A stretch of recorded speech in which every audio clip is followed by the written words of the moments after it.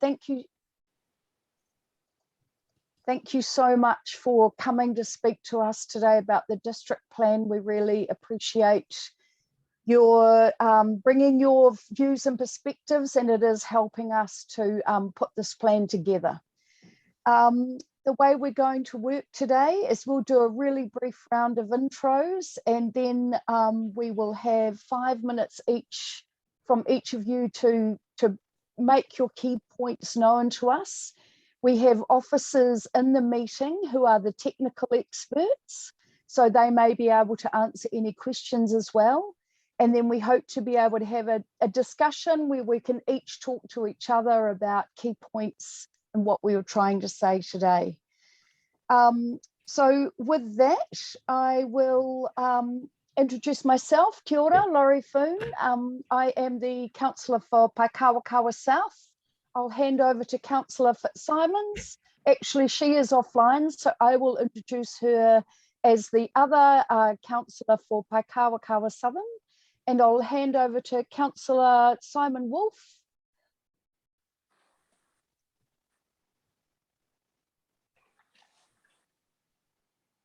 Maybe missing. Oh, no, he's here. Yeah, there you go, Simon. Apologies, I'm having some technical issues this afternoon. Kia ora, everyone. I'm Simon Wolf, City Councillor for the Whārangi Onslow Western Ward. Kia ora, Simon, thank you. So maybe Alison. Oh, I'm Alison Cooper, and I live in Thorndon, and I've been in Wellington for 7 years, and I particularly chose to come and live in Wellington when on my return to New Zealand. Kia ora, Alison, welcome. Peter, are you here? Can you do a quick intro? Yep, my name is Peter Hill. I live in the suburb of Mount Cook, and I want to talk about the issue of the boundaries between height control areas and where and how they are placed, and how the directives from the Ministry for the Environment are not often followed in the draft district plan. Great, that's warming us up. Thank you for that. And Chad, are you there? A quick hello, and where are you from? Yep, I'm Chad. I live in Linden, just the north end of Tawa. Yeah, that's me. Kia ora, Chad, welcome. And Ellen, are you there? Kia ora koutou. I'm Ellen Blake with Living Streets Aotearoa Pedestrian Advocacy Group. So we're particularly interested in walkability in the district plan. And you do a great job of advocacy for that as well. Okay, Alison, maybe we'll start with you. Would you like to take the lead? And you've got 5 minutes to give your key points over to us. Thank you very much, Laurie. I'm very concerned about the livability of cities, because I've lived in a number of cities which have been livable, but where, and some of them have continued to be livable, and some of them I have seen the results of intensification that has not been well done. I don't think that intensification necessarily is a bad thing, but I think it's particularly difficult in a city like Wellington, because Wellington has, well, we all know about the geography of Wellington, and the fact that it's harder in a city, unlike Christchurch, which I lived in for many, many years, and unlike Vancouver, where I lived in for many years, where the typography means that it's hard for people to get sunlight, which is an absolutely essential thing for people's well-being. And when you have high buildings particularly, that means that unless you plan very, very carefully, you cut sunlight out. And I saw that. I spent 7 years in Sydney before I came to Wellington. And one of the reasons we didn't want to continue living in Sydney was because we could see the problems with intensification there, and the way in which buildings were crowding in on one another, and a building that would go up would look livable until the next one came and was built next to it.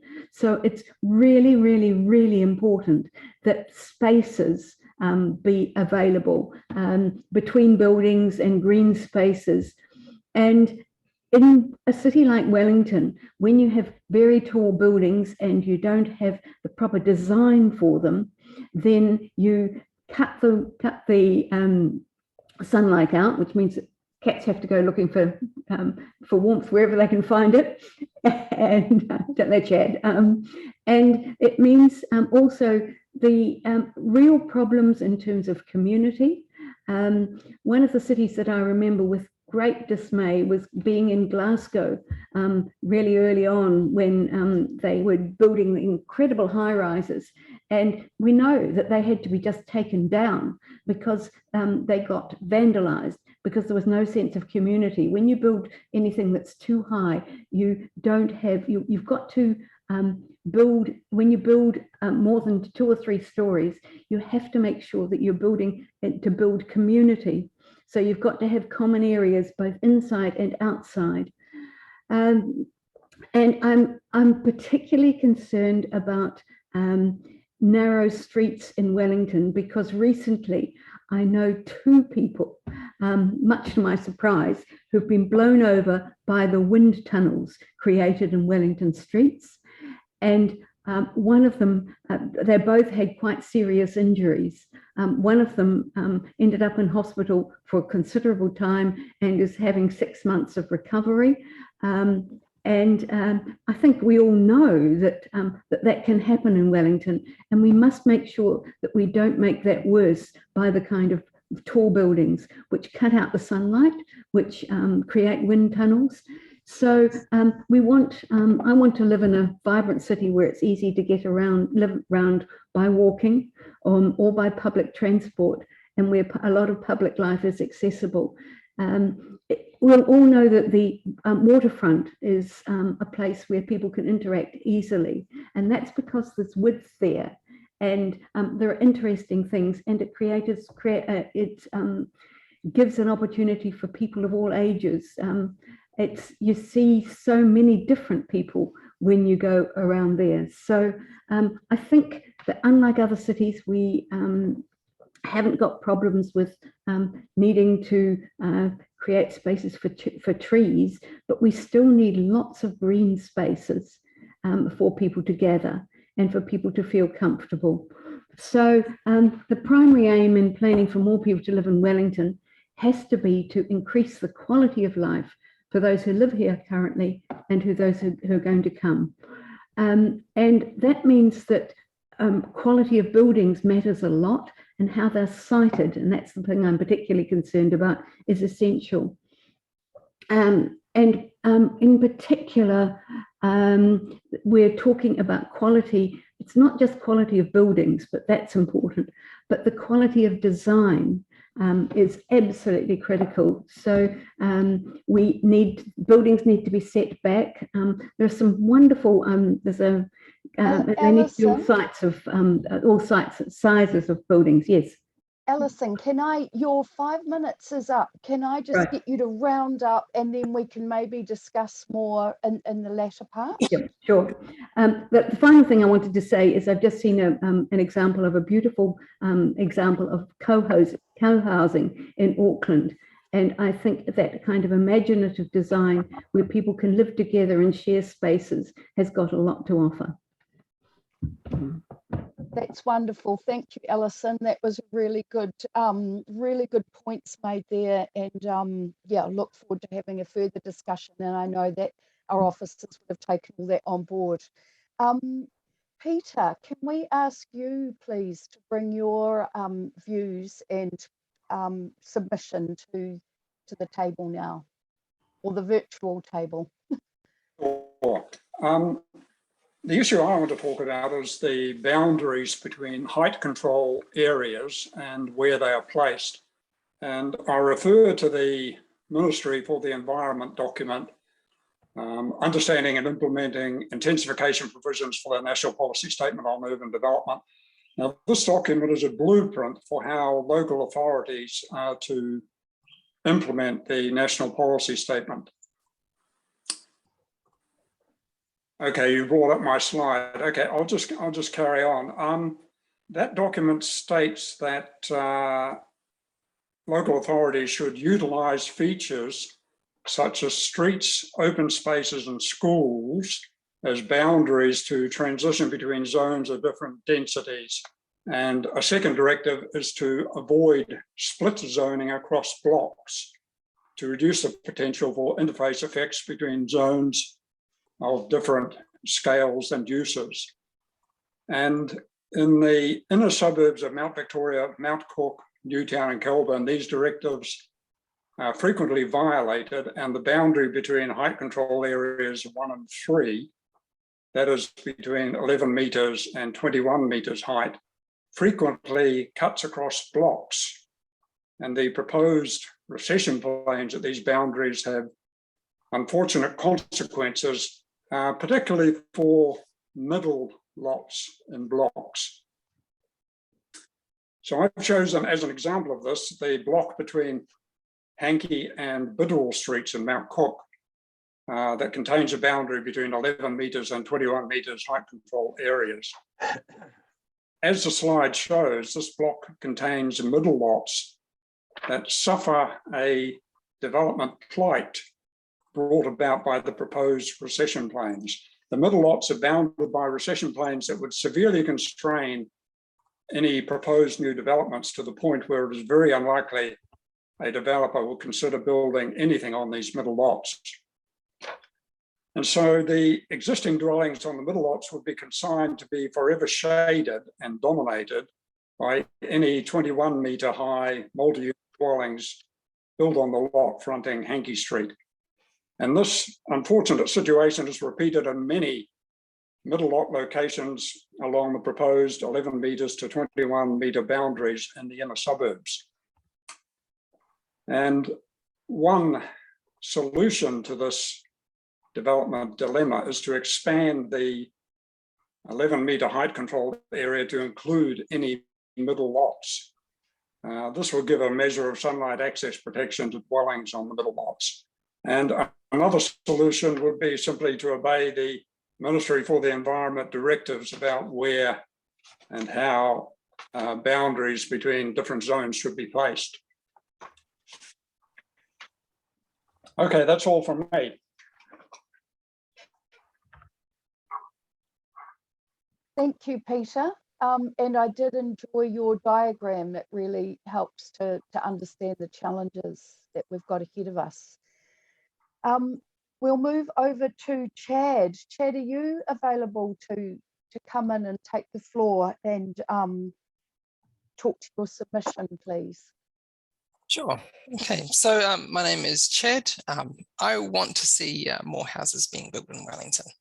So my feedback is around the ways in which we can tweak the draft district plan to enable more of this.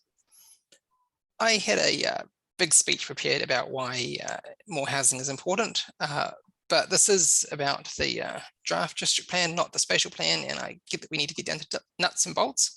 So I've got more of those, I'm going to focus more on that.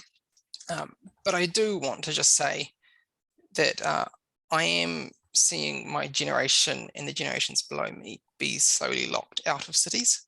And I know that sounds super dramatic, and I never would have believed it 5 or 10 years ago, but it's true. I mean, everybody knows that people my age and younger generally can't afford houses. I can, but I'm lucky enough to have a really good job in a really good industry. I have a lot of friends who've said they've just given up on owning houses. But owning houses, to be honest, isn't that important, because you've got, you know, as long as you can rent, you still have somewhere to live. What concerns me is that rental prices are going up steadily, year on year, and they've been doing so for decades. That's a serious concern.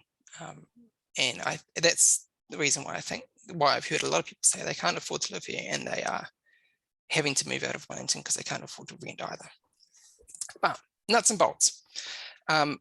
I have a few different points, and I probably will run out of time, and I don't want to run over anyone else, so just tell me when you want me to stop.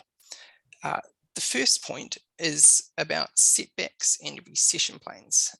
I think there are a few places where we can afford to remove setbacks, or sorry, remove recession plans so that it's just a vertical setback not the diagonal recession plane. In places, we can do this in places that won't affect other properties. Just to illustrate what I mean by that, and I'll show you situations where I think it works. But here's a nice little diagram. So you got permitted height right by the boundary. You've got a diagonal recession plane, and some properties, I think you can afford to remove this diagonal on one boundary, so you can actually build up to the full height right by the boundary. Okay, cat, time to go. So a situation where this applies is close to me. It doesn't actually affect my property, but it's right next door, which is Northern Tawa, Linden really. There's a run of probably about 100 houses that are beside the railway line. So the boundary adjacent to the railway line, there are no houses on that side to be shadowed or negatively impacted by taller buildings. You've got the railway line, a pedestrian path, a stream, and then light industrial in Pūroro. So it would be good if people could build taller buildings close to the boundary. For one thing, it means that they can they would, rather than necessarily building more houses, maybe, they may end up just moving the whole building close to the boundary, so you have more space at the front for useful stuff like grass and community areas. But it is expected that would also now make more developments feasible, and that means that less developments need to happen in places that really will impact people.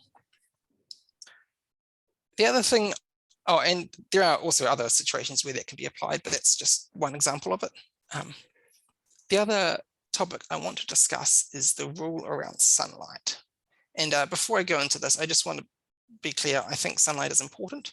My wife is particularly keen on sunlight, so I get why we have the rule. But the rule is minimum daylight access. Each residential unit must be designed to achieve a minimum of 2 hours daylight into all habitable rooms between 9 AM and 3 PM on the winter solstice. This is a very well-intentioned rule, but I think it is either too nebulous or too unrestrictive as to be entirely useless, or overly restrictive and is going to have serious negative impacts. So I think this rule should be reworded. So the question, of course, comes into what exactly is daylight? If daylight just means any ambient light, then pretty much any building will get that. So in which case, why have the rule? But if it means 2 hours of direct sunlight, then that means that any southern wall on a house cannot have a bedroom, dining room, living room, office even. It's got to have basically, in practice, it's a kitchen, a toilet, or a cupboard. And I think, so there's basically 120 degrees from north. So I suppose it's sort of this sort of angle in which all windows have to be facing for them to satisfy this rule. Otherwise, it's not permitted. It's a discretionary council approval. I think that's not at all the rule you want to be encouraging, because sunlight is good, but we should be allowing people to make their own choices about what sort of sunlight they enable, because it's not, there's only so much sunlight you can have in an apartment block. And Ted, can yes, I just get you to wrap it up? And thank you. Was that your amazing diagram in the submissions? Oh, I did copy that from the internet. Yeah, no, yep. I hadn't seen it before, so it was very good. Maybe we can pull that out later. Thank you. I'm sure officers have got your points well made, and we can discuss those at the end. Can I now move over to Ellen Blake from Living Streets? Would you like to bring your key points today, Ellen?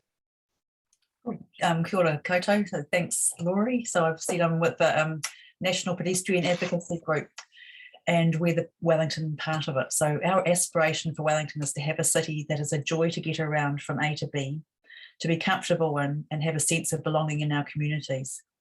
And this will be a city that provides quality public places and living spaces at a human scale and is accessible to all of us. This is particularly important as our city gets denser and more people come and live here.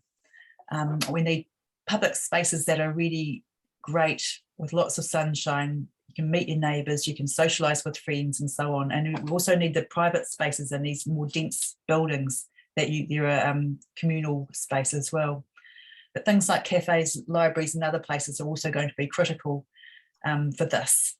And currently Wellington's not delivering on a lot of this, which we've got in our submission. I won't go over that too much. Now, one of the things in the that needs to be built into the district plan is the thing called Walkable Catchments, which was a NPS on urban development requirement.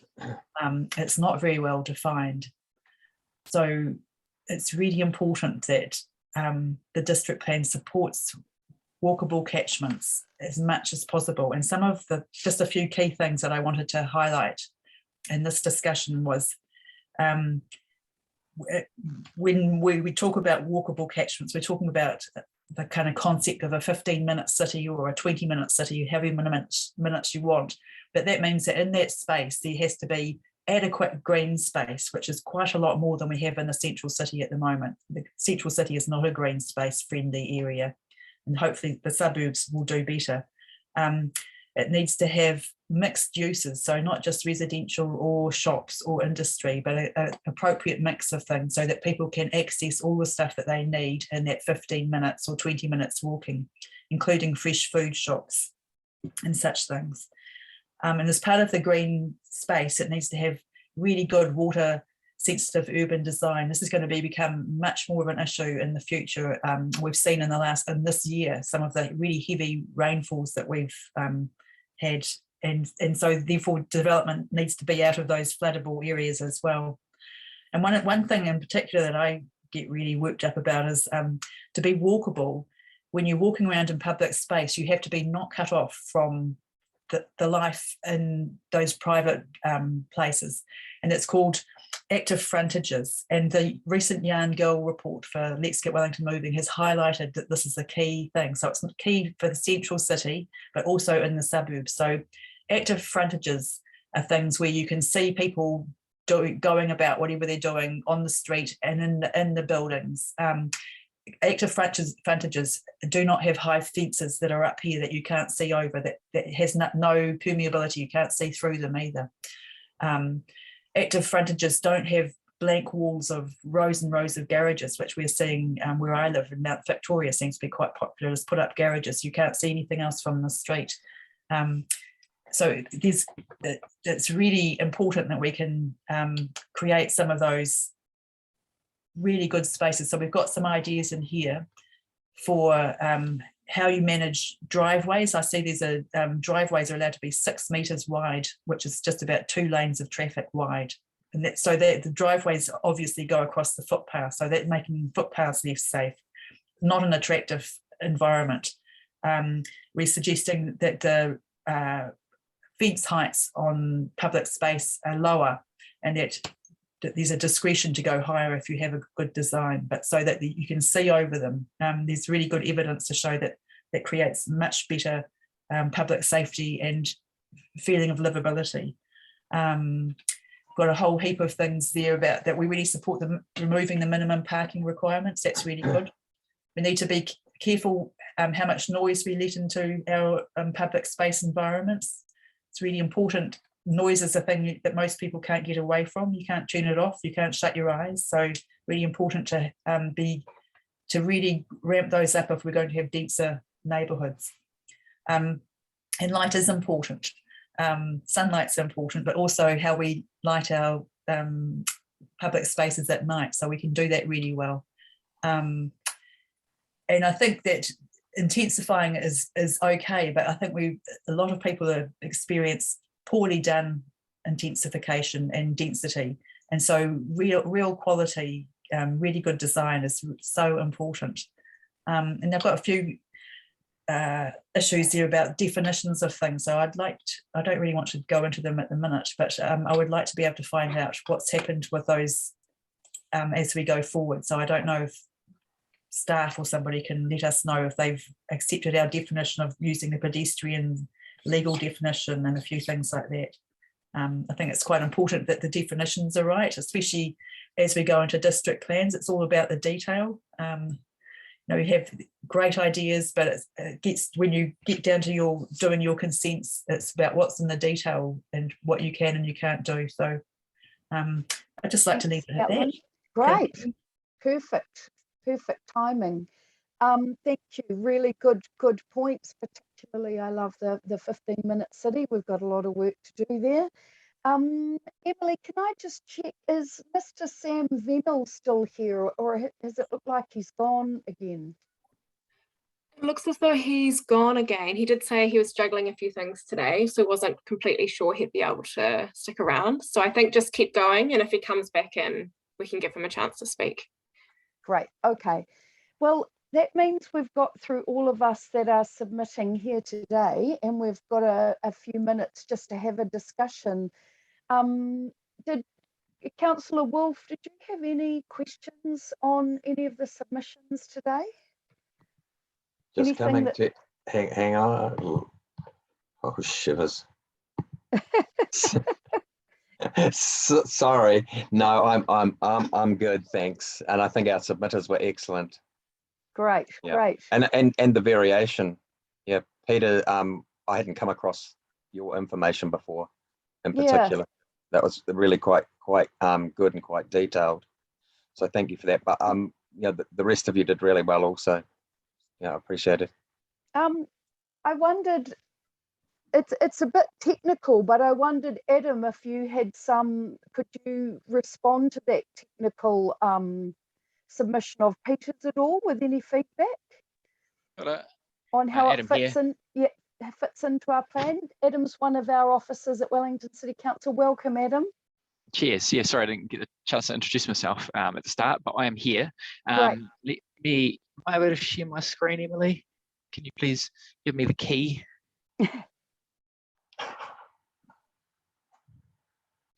Essentially, speaking to Peter's comments about why there are areas that have 11-metre height limits and why there are those that have 21 metres. In Bidwell Street, with fronting Wallace Street and with Hankey Street to the north, that's because Bidwell Street is a Carrick area. Within the Carrick areas, the height limit is 11 metres. On boundaries adjoining Carrick areas, there is a 5-metre and 60-degree recession plane that is proposed. Elsewhere, a 12-metre and 60-degree recession plane applies. So there is a restriction on those sites that have a 21-metre height limit, that a building has to fit within a smaller tent to maintain those Carrick values. The reason that they are 21-metre height areas is because they are within a walking catchment of the city centre zone. So we need to enable 6 stories of height within those areas. Thank you, Adam. That's awesome.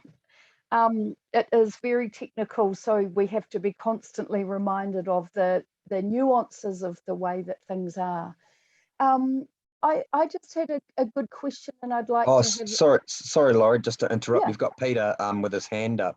Oh, sorry, Peter, I couldn't see your hand up there. Go ahead. Oh, I would like to respond quickly to Adam's comments. I understand exactly everything he said, but that's not my point, and he seems to be missing my point, which is the development plight for middle lots. And he hasn't said anything about that at all. And my point is that a developer would come along and just buy up properties that have got a street frontage and do his probably 2 of them side by side, so he can fit a 6-story development inside the allowed envelope. But the development dilemma is he's got no incentive to try and buy up any middle lots. And so those middle lots are going to be forever consigned to sit in the shadow of the 21-metre high development immediately in front of them. So by middle lots, do you mean like these lots here, Peter? That's correct, yes. And there's a great many of them right throughout all the inner suburbs. And my main point is that the way you've placed the boundaries between the height control areas violates the directives from the Ministry for the Environment. And you may be leaving yourself open to legal challenges on that. I'm wondering, Adam, if we just thank Peter at this stage for that, and I know that officers are going through all the submissions line by line, and that will be responded to, just to give some clarity, and that way we can carry on the discussion further today about what people are thinking. I did want to. Sorry, Laurie, you said that staff are going through line by line. Is it so? Well, I would be interested to know what the response is to some of those points that we've made. So, yeah. So, is it possible to get their analysis on that? I know that. That's really, it would be really useful to know what your thinking is on some of the things that we put in. So, so our analysis will be made public as part of our Section 32 reports that we're doing, and we're required to do. Specifically asking for a response to the points that we make, not a general overall statement. Yeah. Hey, Laurie, just before you move on, it might be a good idea to give our participants an idea of the timeline. Maybe Adam can just outline some of the key timelines that some of which are legislated for, aren't they, Adam? So if you could do that, it would make things a lot easier, I think, for our Thank you. submitters. Cool. So the date that we're aiming for to notify the proposed district plan is in mid-July of this year. That's because we need to give effect to the MPSUD and the Government's Enabling Housing Act by that time. That means we will be going to committee and seeking council approval to notify the plan. At the moment, the date is 23rd June. Working backwards from that date, officers are currently working our way through all of the submissions. So that's an ongoing process. We will be doing our Section 32 reports and making changes to the provisions to account for submissions when we see that there are planning reasons why we need to do so.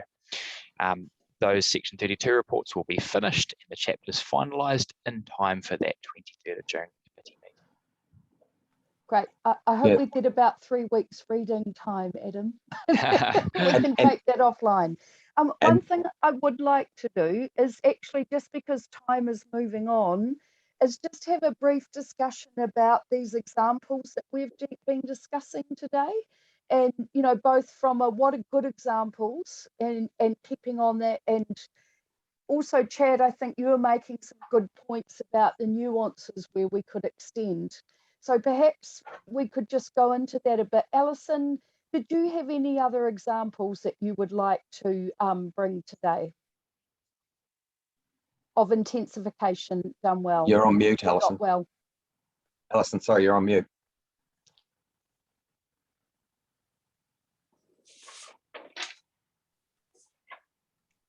Alison, can you hear us? You're on mute, and we were just hoping you could contribute. No, I don't require any more time, but I'm very keen to hear, particularly from the others, and particularly from Ellen. Great. Chad, did you want to just go over any examples that you've seen or you can see in Wellington that we're doing a good job of, so that we can get an idea of what good intensification looks like to you? So I don't have any direct examples from Wellington, but one thing that I think is a really good pattern that we'd love to see New Zealand adopt more of is something called perimeter block housing. You see a lot of it in European cities, but also places like Boston. So the idea is basically you put your houses, the actual buildings themselves, up close to the road, with the windows facing either the road or the backyard, and everybody's backyard sort of merges together. So you've got a series of buildings in a square and then a green space in the middle. It makes it much more livable because you're not just staring into your neighbor's bathroom, or, a wall 2 meters away. That's a bit difficult to do because you know, how do you transition a whole block towards that model?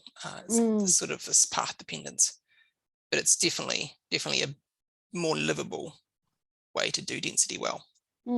We've just had a code housing design stop in Adelaide Road with that kind of design with a beautiful courtyard in the middle, and it's just a shame that it looks like it might not go ahead now, because it would have been good to have those live examples that other developers could see. Alan's got a hand up there, Laurie, sorry. Yeah, it's funny, I'm not seeing the hands, but it's not the hand, that's physical hands. It's a physical hand. Yeah, physical hands. Okay, Ellen, Sorry, go it was my ahead. actual hand. Yeah. So I have lived real in hand. I have lived in a primitive block in Belgium, and they're quite common in Paris in particular. And they do look nice if you can actually access the green space. But what I found was that a lot of those green spaces have been privatised, and only a few people in those blocks get to access them. So they're completely cut off. So you can look at them, and that's as far as it goes. And it means that your front door is directly onto the street, and there is no other space for people, for pedestrians and people walking along to hang out. So whereas I was going to say there's an example on Hania and Pyrie Street, where there's a new quite, I don't know, 3 or 4 story block of flats, and they've got a little setback on the Hania Street where they can have a little outside sitting place that you could, so when you walk past you can see what's happening, and you can sort of see through the building. It's quite nice, but the trouble there is, to get back to the light issue, is that they're facing kind of southeast, so they're lucky if they're ever going to get sun in those places. So it's really important that it's because it's quite a cute sort of design. I don't know what they're like to live in. They're kind of loft, all big one space, but they're not going to be sitting out in those places very much. So they've lost that little bit of space, and yeah, so it was kind of quite a good idea. But it was also on the flat, which in that area I suspect would probably get flooded at some point. So there's a lot of, so it's kind of got part way along to being quite good. And the one around the basin as well, those flats that went in there have a little, it's about a metre or so wide little front thing with a little fence, so there's a little bit of flow that you can see through there. But then obviously they get a huge number of cars zooming past and a lot of traffic noise, and it must stink a bit. So there's a real, but I do agree with Chad. I think we can be innovative, but you have to be really careful to make it work, because it's not just for the people who are going to live there now. It's got to last for the life of a building, which is 80 plus years. And we should really be trying to reuse the buildings we've got, not create new ones for climate impacts. Anyway. That's right. Okay. Sorry, I could talk all day. I know, we've got 2 minutes, and I did just want to unpack those active frontages a bit. And I think in the city, we're blessed with a lot more of that. But I wondered, Chad, about, out your way, Linden and Tawa, do you have an idea of how that's working in your area? We don't really have active frontages, like it's all suburban. And as Alan has said, the problem with suburban is you can have everyone just hiding away from the street. If you don't mind me interrupting, one thing I just would like to say is I agree with Alan and Alison and everyone else saying it's really important to have good quality urban design. But I just want to point out that there is the other half of the conversation, which is people that don't get a voice because they don't get to live here, because there's no space for them. And I'm not trying to say that's an easy decision or anything, but I just want to explicitly say there is that other half of it as well. I think that's a really important point, Chad, and thank you for bringing that and bringing that voice, because yes, a lot of the decisions we made were around those people that can't be here, and like you say, having to move out. So that's a perfect place, I think, for us to wrap up our kōrero this evening. So I would like to thank you all for coming. I would like to thank our officers for taking notes and going through everything that you said. I'd also like to thank our councillors for being here and providing the extra ears. Yes, just thank you all for your time and helping us build the best we can for our city. We really appreciate it. Okay. Yeah, thanks, Laurie. Just one thing before we go. You know, there were some conversations that may be able to be taken offline, and I'm thinking, Peter in particular with Adam. Is that available, Adam? I'm just not sure how the process goes. Yeah, I mean, Peter, I'm welcome to email me with your question. I can provide a written response, but we are trying to work our way through 1,000 submissions. So if we can answer it by a phone call as well, that's an option. Yeah, you know, Okay, thank you. Thanks, Adam. That's a fantastic response. Yeah, it's a really good way of being able to resolve a few things. I think, yeah, we're in a meeting that's got a timeline, whereas some of these things are quite complex and technical and may be able to be resolved on the phone. Yeah, thanks, Laurie. Sorry to interrupt again. No, good. That's really good. Thank you, Peter. Thanks, Adam. Great. So I'll ask you all to leave the meeting now, apart from councillors and staff, and thank all of our submitters, and all of your submissions will be taken on board. And I'll see you all back here at 5:10, councillors. Maybe make it 8 minutes past 5 so that we can be in the room. Hey, thank you. Kia ora, Alan. Thank you. Good to see you. Thanks, everyone. Thanks very much.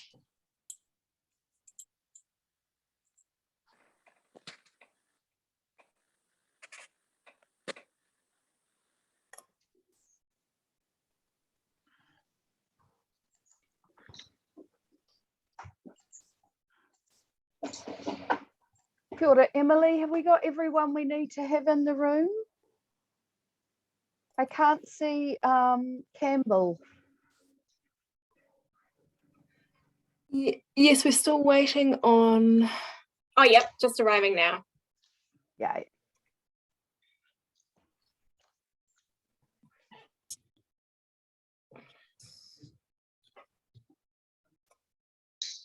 Great. Okay, well, no mai haere mai ki tēnei hui. Ko Laurie Funaho. I am the councillor for Southern Ward, Paikawakawa. How we'll run the meeting, we'll do a quick whip round of all the councillors to say hello, and then also the submitters today, so we can just a quick hello and where you're from. And then what we'll do is we'll have 5 minutes for each submitter, and then we'll get to have a discussion at the end where we can all ask each other questions. So everyone good with that? Absolutely. Wonderful, great. And I'll get everyone to maybe just pop your mics on mute just while we're letting the other people so that everyone can have their moment. And I'll try and signal about half an hour ahead with my hand, 30 seconds ahead with my hand up. But we'll start with the councillors. So I'll flick over to you, Simon. Hi there, everybody. Kia ora.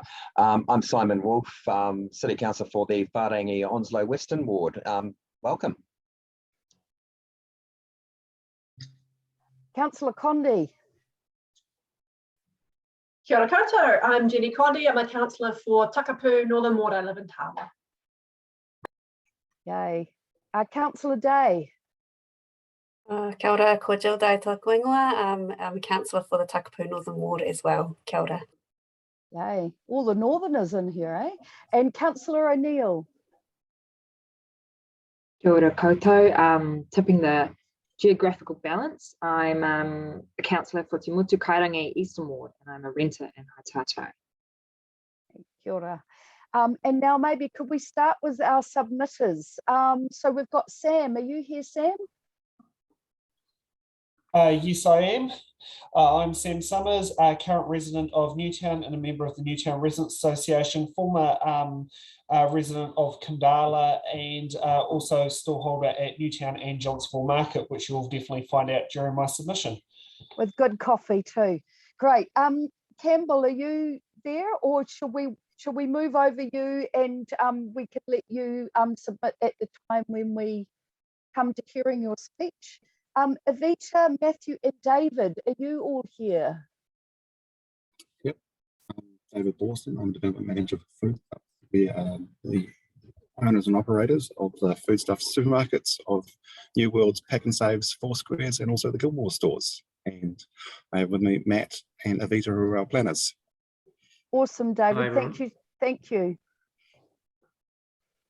And then Barbara, are you here as well? Yes, I'm here. Barbara Mckenzie. I'm a resident of Kandala. I'm a long-time resident of Wellington for about 60 years, I think.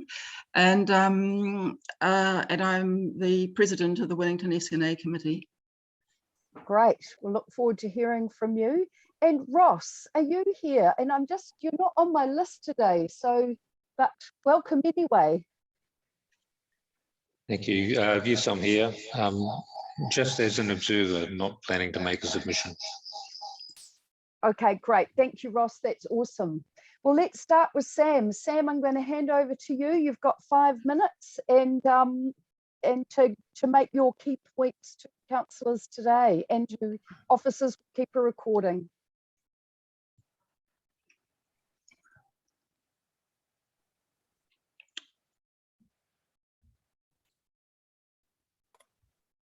You're still muted. Thanks for that reminder. My submission is based on based on a mixture of some positive changes, improvements where needed, and scaling back when it's not. With density housing coming into Wellington without car parks, we need to make changes that suit. One thing in my current industry, which I'm doing, which is delivering fruit and vegetables, is possibly having loading zones in some residential areas. There's currently one in Grant Road in Fordham. It is very perfect, and it makes it so much easier trying to get a car park versus other areas. One of the other things was, as part of Johnsonville Market, we went through a very expensive resource consent process to trade commercial in a residential area. And I want to see a change long-term into the district plan that can effectively zone schools that are in areas zoned for high density, to have the school just to have it written into the district plan. If that school wants to start a fruit and vegetable market or something small weekend commercial, they don't have to go for the full scale consent. They can go through a shorter version, and we have a set of rules and guidelines based on the Johnsonville Market resource consent, which can be easily transferred to the retrospective areas across there. I have listed in my submission a bunch of schools in areas that could be appropriate for this type of change in zoning, which can be which councillors can read on there. And also the other one is to have more access to mobility parking or disabled car parks as we know them, considering not everyone has the ability to walk up to 10 minutes to a bus stop or a train station. And if we're going to have more denser housing with no car parks, we've got to allow a couple of provisions in place so those with the very limited movement aren't excluded from moving into these areas. When it comes to the Johnsonville line, that is something I do have concern about with high density housing. The 10-minute rule may be a step too far. I think that should be scaled back to 5 minutes for the Johnsonville line, because we do not want to see a situation where houses are built, say, 9.5 minutes away from the train line, but nothing built in between. And the one downside about the district plan with allowing a free market approach is the cheapest land is 9.5 minutes away. It is not 1 minute away from the train station. So that's where things can be put in place where there can be, encouraging it to be closer, get Kainga your own city council housing to help streamline that development as well. So you play a bit of a part in there. And I also put in my submission about changing the way how the Johnsonville line functions as a timetable, which I don't think is, it is district plan. It shows a way that you can fix something in there, which is converting Johnsonville train station into a 2-platform train station and utilising during peak NIO to be the main crossing loop for trains, because that particular crossing loop is the longest of all 3 on the Johnsonville line. The other one is in Newtown. Redesign came up with an alternative plan that could build 2,000 houses in 45% of the space that the district plan allowed. I would like to see if that can be accelerated, because that's has shown a plan that can work for Newtown, and this could alleviate pressure long term. And also with Capital Coast DHB employs 5,000 people as well, so that if they're within walking distance, they're less likely to need cars. So it will be a win-win-win when it comes to the bigger picture.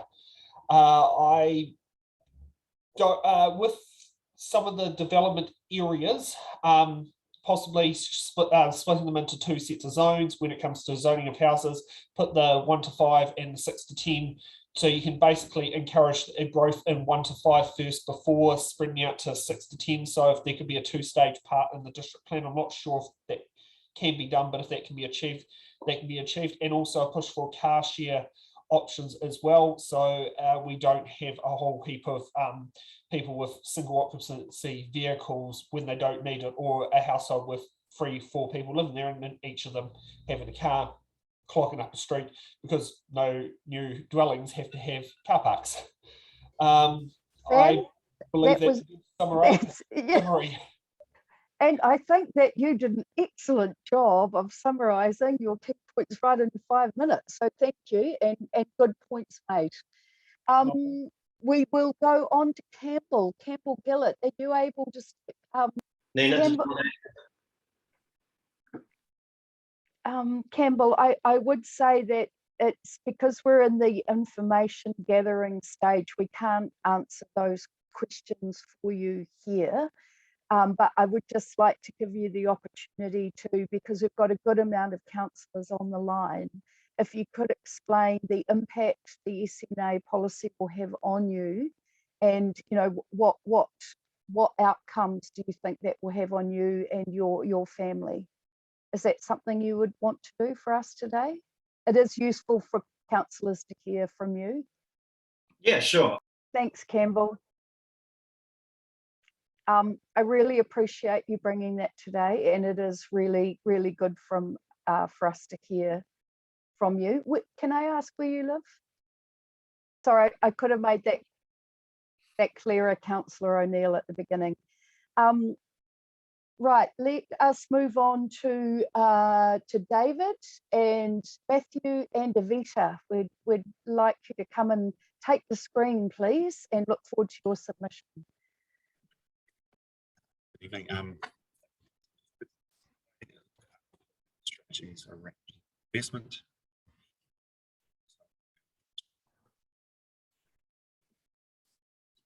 David, for some reason we're not hearing you. I don't know if that's just me. Can any other councillors put their hand up if they are not hearing? Not hearing? Not hearing. Yeah, okay. David, Sorry, would the David? microphone be near where your camera is, if you were able to lift your camera up? Sorry, Chair.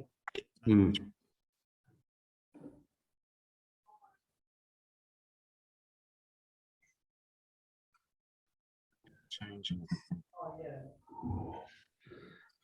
It's cutting out, David. Out.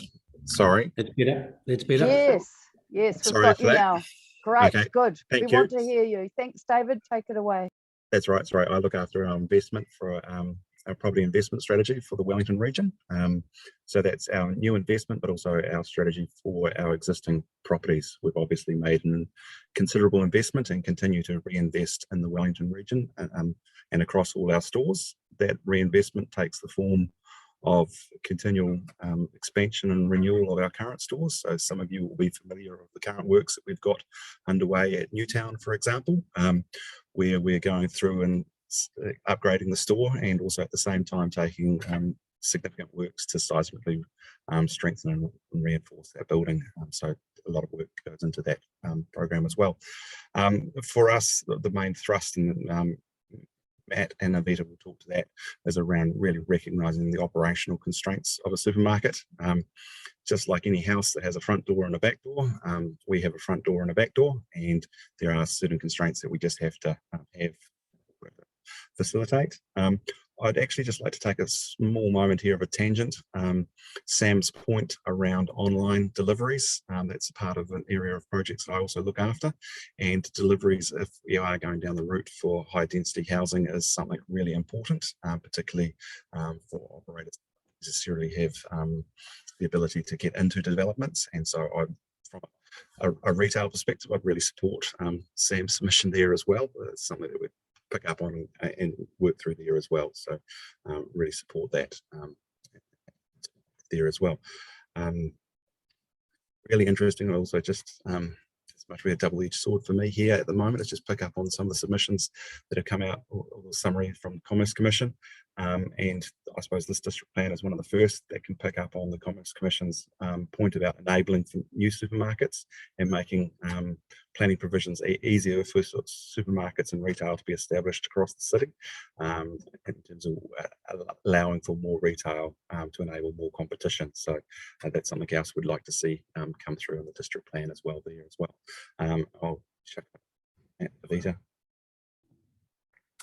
Yeah, I suppose Matt and I deal with quite a few of the foodstuffs projects around the country, and it's never easy consenting a new supermarket. Each plan has its own different challenges, but I do find that it's really useful when plans can recognise sort of functional and operational requirements that are unique to a supermarket, and so that's just like it has, unlike a normal retail store, supermarkets got loading zones and back of house and refrigeration units internally, so it is hard, and they always we want to locate them in the centres. That's where the plan kind of drives them towards. So but it can be difficult sometimes getting particularly because they're take up quite large sites, finding suitable sites and finding getting the front door, activating every street edge can be difficult. So we just would hope that, and we find in a lot of other plans that we deal with, that they have that recognised in the policy, that there's a functional and operational requirements of activities, but there's nothing in this draft plan at the moment to recognise that. So in our submission, we just included a policy that would work, we think, but would be open to discussing sort of a policy along those lines with the planners, ideally. And then just other things that make it difficult for consenting is when there's a lot of sort of standards that don't really, that make it difficult for consenting. So things like minimum floor heights, minimum glazing, minimum building heights, things like that are just sort of overly prescriptive. And is that really necessary as a standard? Could that not be sort of pulled through more into design guidelines, or maybe assessment criteria, rather than having a development that just infringes multiple standards? And there's just a few other little things that we picked up, some of the, but I don't think we'll go into that in detail today, because we would just sort of welcome a discussion with the planners, if possible, just so we could get some of those little things that help consenting supermarkets easier. And as David said, they've got a big program of works coming up, so anything that can help supermarkets get consented quicker for cheaper, we can keep trying to achieve what the Commerce Commission is after. Thank you. Thanks, Avita. Matt, did you have anything to contribute there? Nothing more to add. I think Avita and David have covered off everything that I wanted to talk about. So just happy to answer any questions at the end or now, if you'd prefer. Great. We'll do that at the end if that's okay. And I think your submission is very technical and on point. So I'm sure our officers would like to address that directly with you. Can we now move over to Barbara Mckenzie? Barbara, would you like to take the screen, please? And thank you for your submission, Foodstuffs. We appreciate your mahi feeding us. Thank you, and thanks for this opportunity. I will be focusing on the Council's Significant Natural Areas Initiative. The project is unlawful, contrary to New Zealand's concept of natural justice, and will not achieve its stated goals. needs to be abandoned in its entirety. I've been told by officers from the council, that the legal basis for the policy is the Resource Management Act, specifically Section 6C, which this provides that appropriate authorities shall recognise and provide for the following matters of national importance. C, the protection of areas of significant Indigenous vegetation and significant habitats of Indigenous fauna. However, the purpose of the RMA, as defined in the Act, is to promote the sustainable management of natural and physical resources in a way or at a rate which enables people and communities to provide for their social, economic and cultural well-being and for their health and safety, while mitigating any adverse effects of activities on the environment. The only references to private land in the RMA are in relation to heritage orders and serve to underline the importance of property rights, e.g. a heritage protection authority must not give notice of a requirement for a heritage order in respect of any place or area of land that is private land. So the RMA then makes it very clear that while all measures should be taken to protect the natural environment, and especially Indigenous flora of significance, the welfare of people and communities comes first. The government's Biodiversity Strategy 2000, in force when SNAs were launched in 2019, emphasises securing the willing and active participation of landowners is therefore pivotal to sustaining Indigenous biodiversity on private land. Cabinet's legislation guidelines 2021 recognise respect for property as a fundamental constitutional principle. New legislation should respect property rights. People are entitled to the peaceful enjoyment of their property.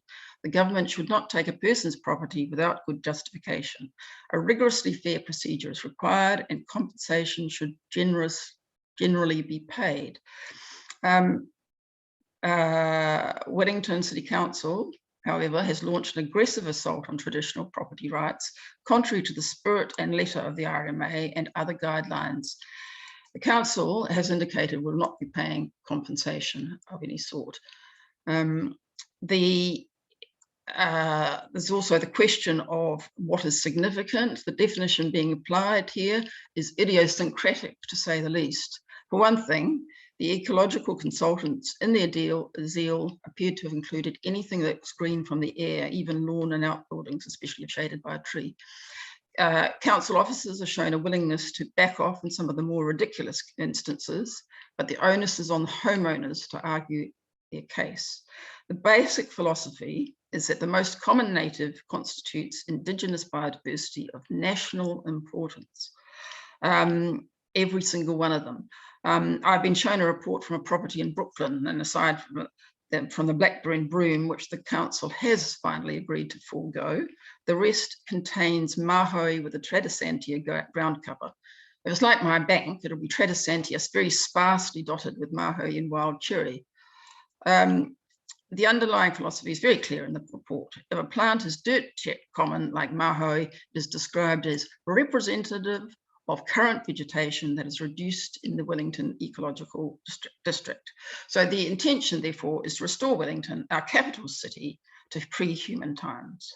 The site is said to provide, this particular site is said to provide buffering to the neighbouring reserve. The reserve is substantial. Why can't it buffer itself?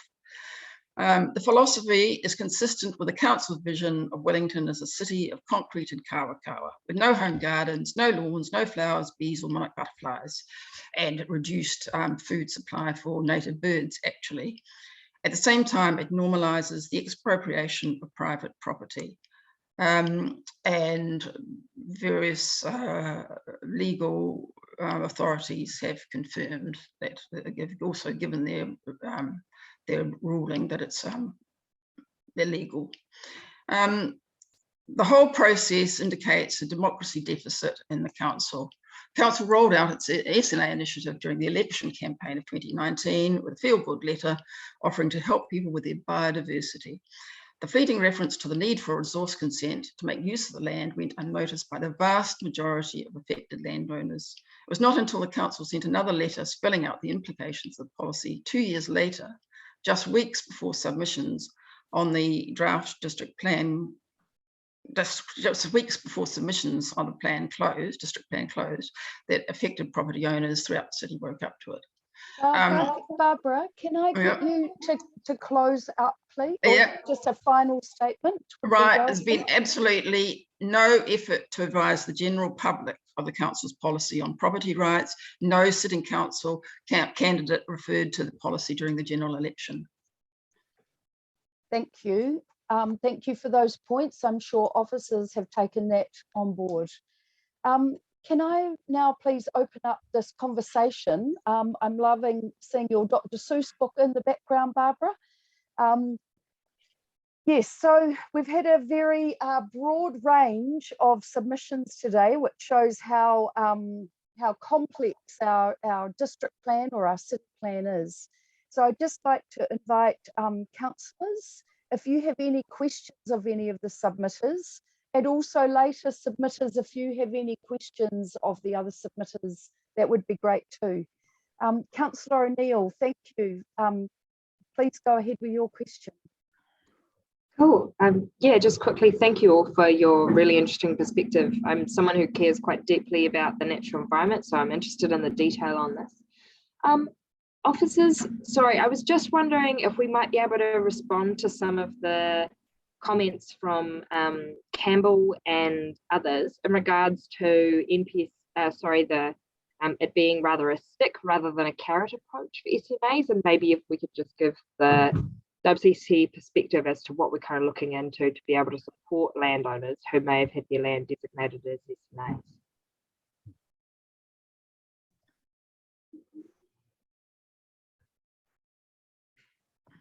Kia ora, John. Do you want me to comment, Councillor O'Neill? Yes, please. If you have some carrots on the top of your mind in terms of support.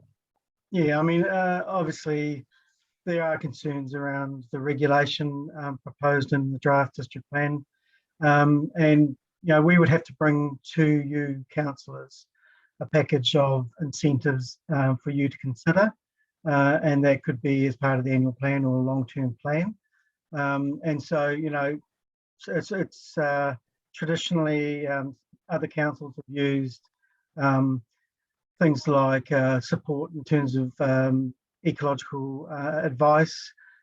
Could be in the form of helping with fencing or other sorts of advocacy type things, or in some cases rates relief. So there's a whole range of potential, I suppose, incentives to try and assist people in protecting their bush, but also there's also an education element to that too. So what's important about the bush and why should it be protected, which is a lot of what's been happening with the site visit work that my officers have been doing with the landowners. Cool, thank you, John. I'm sorry, Councillor Condi, Chair. With John's comments then, I'd like to open to the submitters that have spoken on SNAs. What kind of support would you like from the council if, as we are required under the NPSUD, to implement some SNAs? What kind of support or measures could we do to help assist you with that land? Acknowledging that sometimes we may have to work in a policy framework and not get rid of it altogether. But would things like rates relief be attractive to you, or yes, no, any comments? Welcome. Well, okay, sorry, Campbell, if I can go first.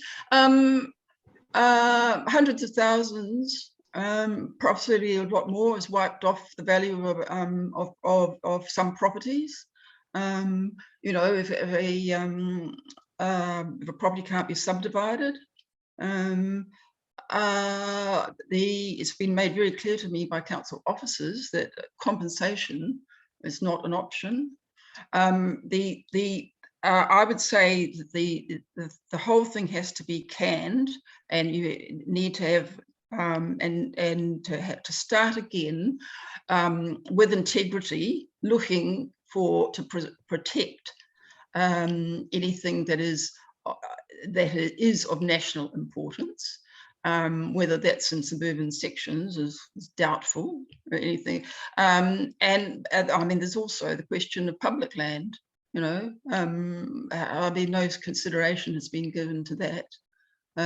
open spaces are vulnerable to being, it affects the management of open spaces and existing reserves. The whole thing is deeply flawed and should be just canned. It should never have got to this state where the council officers and the ecological consultants have just been out of control. You know, okay, they see Barbara, thank you. Like I appreciate what you're trying to bring, but we'll keep trying to have the conversation. Yeah. Campbell, did you want to contribute? Yeah. Can I just take up one of Campbell's points? Is that the I've talked to quite a lot of people, and Barbara, even I'm going to give you 30 seconds if that's okay, because we've got a broad conversation to have here. Yeah, so okay, very quickly. Thank you. People who are actually consciously nurturing bush are also furious that they're being punished for doing so. It's a huge disincentive, isn't it? Well made, Okay. and in the time frame. Thank you, taking that on board. I'm going to shift now to Councillor Condi. Did you have a question, Councillor Condi, please? I do. I wanted to ask a question of our good friends from Foodstuffs, and possibly David, you might be able to answer this for me. But one of the things that clearly came up is that you were that Evita raised concerns about being able to activate every street frontage, which is one of the things that we often kind of require in suburban centres, for example. Yep. What are some of the things that you can do to kind of activate or make your back door just kind of a better neighbour for the people who have to live around it? I'd say in some cases it's simply to, like, let's take a typical back of house for a supermarket. I'm bringing in somewhere between 60 and 80 tons of product a day, every single day of the week, just to keep stock on shelves. That is a large number of trucks. How do we get those trucks in, get them out? It's a truck and trailer unit because that's the most efficient way for us to get them in, and so it results in a smaller number of trucks.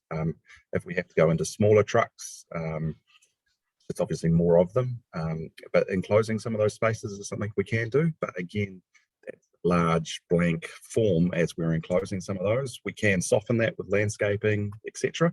But again, it's just recognising in some cases landscaping isn't recognised in some of those centres as appropriate treatment for building facades when you want buildings built right up to the road edge.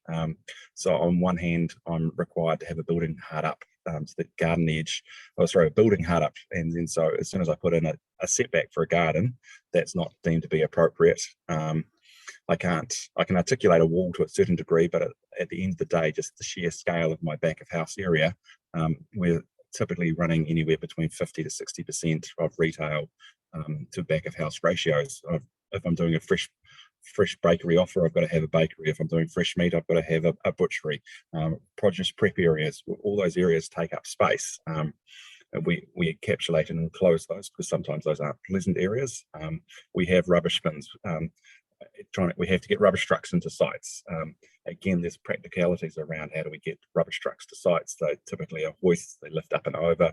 We need big roller doors. It's not just a simple in terms of working through that. So we do try and work. We will sleeve where we can, but we just can't do all of that on all four sides of a building in terms of working through that. There are certain things, we've just been through it with submissions around cycling. Our customers still have a very strong preference to drive vehicles to come pick up groceries. We need car parks on that basis. Overnight, I'd love to say that we'll just get rid of car parks, but in reality is if we did that overnight, we'd just turn off our business. And so therefore, we have this real tension around we've got to maintain car parking for our customers. Again, you'd like us to tuck that around to the side and bring our buildings to the front. We can do that to a certain degree. But again, we've got to allow for trucks, we've got to allow for our customers, we've got to allow for a building. How do we juggle all of those things? Increasingly, it's interesting, the higher you're anticipating bigger buildings, which again makes things a little bit easier for us for consenting because you are acknowledging that slightly bigger buildings. Again, the interfaces between the buildings, we've got plant. We are pretty cognizant of that. We need to run our plant 24/7. The chillers and the freezers, they don't simply get turned off at the end of the day. They've got to run through the night. So the acoustics and the noise issues, we'll work through all of those. How do we manage and place those in appropriate locations away from residential faces? But again, those things just make noise. We can't not make noise in terms of working through them. We can screen them, we can hide them, and work through some of that sort of stuff to get it to happen. But at the end of the day, we just need them in terms of working through it. And so there are little solutions for lots of different little problems that you encounter across the building in terms of working through that. So yeah, but at the end of the day, it's really helpful to kind of understand that, and as you say, realize that some of these things are just, we can't make them go away. There is a big back door there, and it's about mitigating it, and how do we actually create the planning rules so that we're allowing you to be and encouraging you to be good neighbours, but giving you the requirements you need. So and that's where we just really seek is the planning provisions just need to recognise and provide for some of these operational constraints for sites, and to provide for this. And it's not just for supermarkets, as there's other operations that have back doors as well that need to get stuff in and out. And it's right through to I use the example of a butchery loading meat in and out of the store. The truck turns out with a whole carcass, and you have a meat hook on a meat rail and then just slide it into the back of the store. You've got to get a truck up to that meat rail to shift a beast in and out of the building. That's just the reality of what you do when you're doing whole carcass cut meat, and that's what people want. That's what you do. So it's all part of that fresh offer. Thanks, David. I am never going to look at my supermarket in Newtown the same ever again. Amazing what you can just appreciate as a shopper. But yeah, no, thank you for that. I know that our officers were keen to touch base. I'm sure that if you wanted to email them and arrange a time to speak one-on-one, I'm sure that they would be open to that. So I would invite you to take that up, because yours is a specific issue. I did have a question for Sam. Sam, are you still there? Still here. You've got a really good experience being out in the communities around Wellington. How would you say the growth of markets and the demand is? Like, is there demand for more? Like, is that something you're aware of?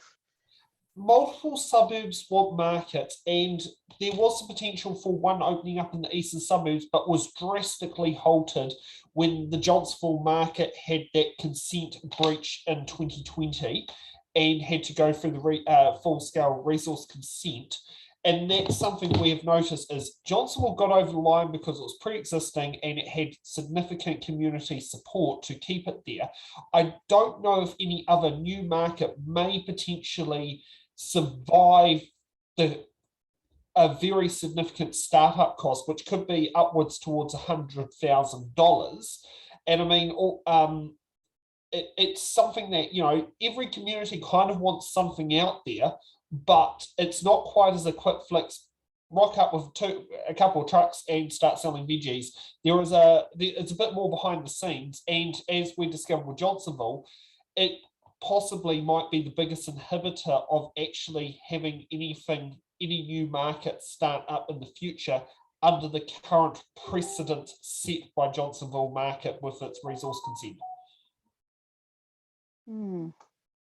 So that's why I want to sit there and see if we can take it into the district plan. We can at least alleviate some of those significant cost barriers.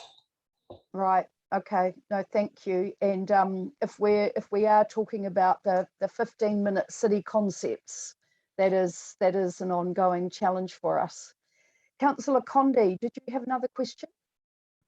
Thank you, Chair. I was hoping to come back onto SNAs and just with another question for Barbara.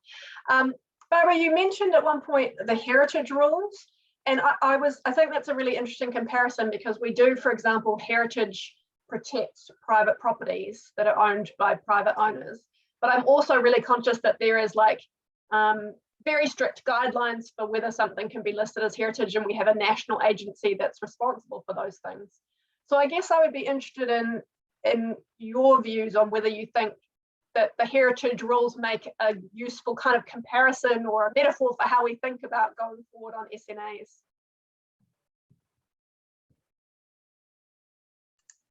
Right. I referred to the heritage rules because that's the only time they are referred to several times in the RMA, and each time it stresses that the consent of in fact that the RMA says must not give notice of a requirement for a heritage order in respect of any place or area that is private land. Okay, so presumably if private land is involved, there's some kind of consultation or whatever, but none of this, you know, heavy-handed, you know, a heavy-handed approach is vetoed. Thanks, Barbara. So, and that's all I can say. I don't otherwise, I'm not otherwise an expert on heritage orders. Thank you, Barbara. I was just wondering, you also several times mentioned the national importance, and I guess I was interested in sorry, the national importance, so that it was Indigenous biodiversity of national importance. That's what the RMA says. And I was just interested in your view about what's the threshold for national importance, or what have you given that any thought about what you think a reasonable threshold for that would be? Well, I mean, there are two ways of looking at it, or there are two aspects. One is to preserve, as we've done, a reasonable amount of native bush, and to, like, you know, encourage, like, say, the native bush in around Abel Tasman, for example, is mostly regenerating, but still makes a huge contribution, and so therefore should be, you know, I support the nurturing of the bush around Abel Tasman, and the other thing is and to preserve our national parks and bush, etc. Both of which cover about a third of the country, with a huge overlap, of course. And on the other hand, there's specific things like specific examples of national indigenous flora, rare, you know, trees that are rare, or even trees that are rare in Wellington, you know, maybe. So we protect birds and other fauna. So there's just those two separate things that I personally support.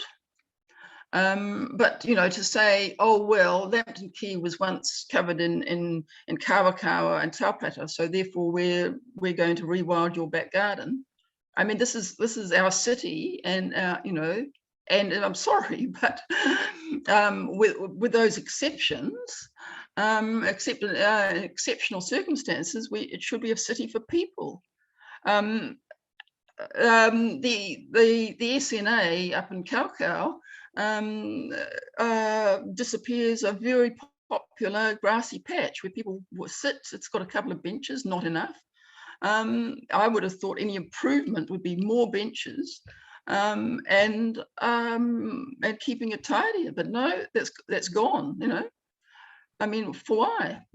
Thanks, Barbara. I really appreciate you've clearly spent a lot of time getting into all the technical details about this, and we've had lots of submissions about it, but I appreciate the time that you've taken and the knowledge that you've brought to today. Okay, thank you. I'm grateful. Thank you, Councillor Condi.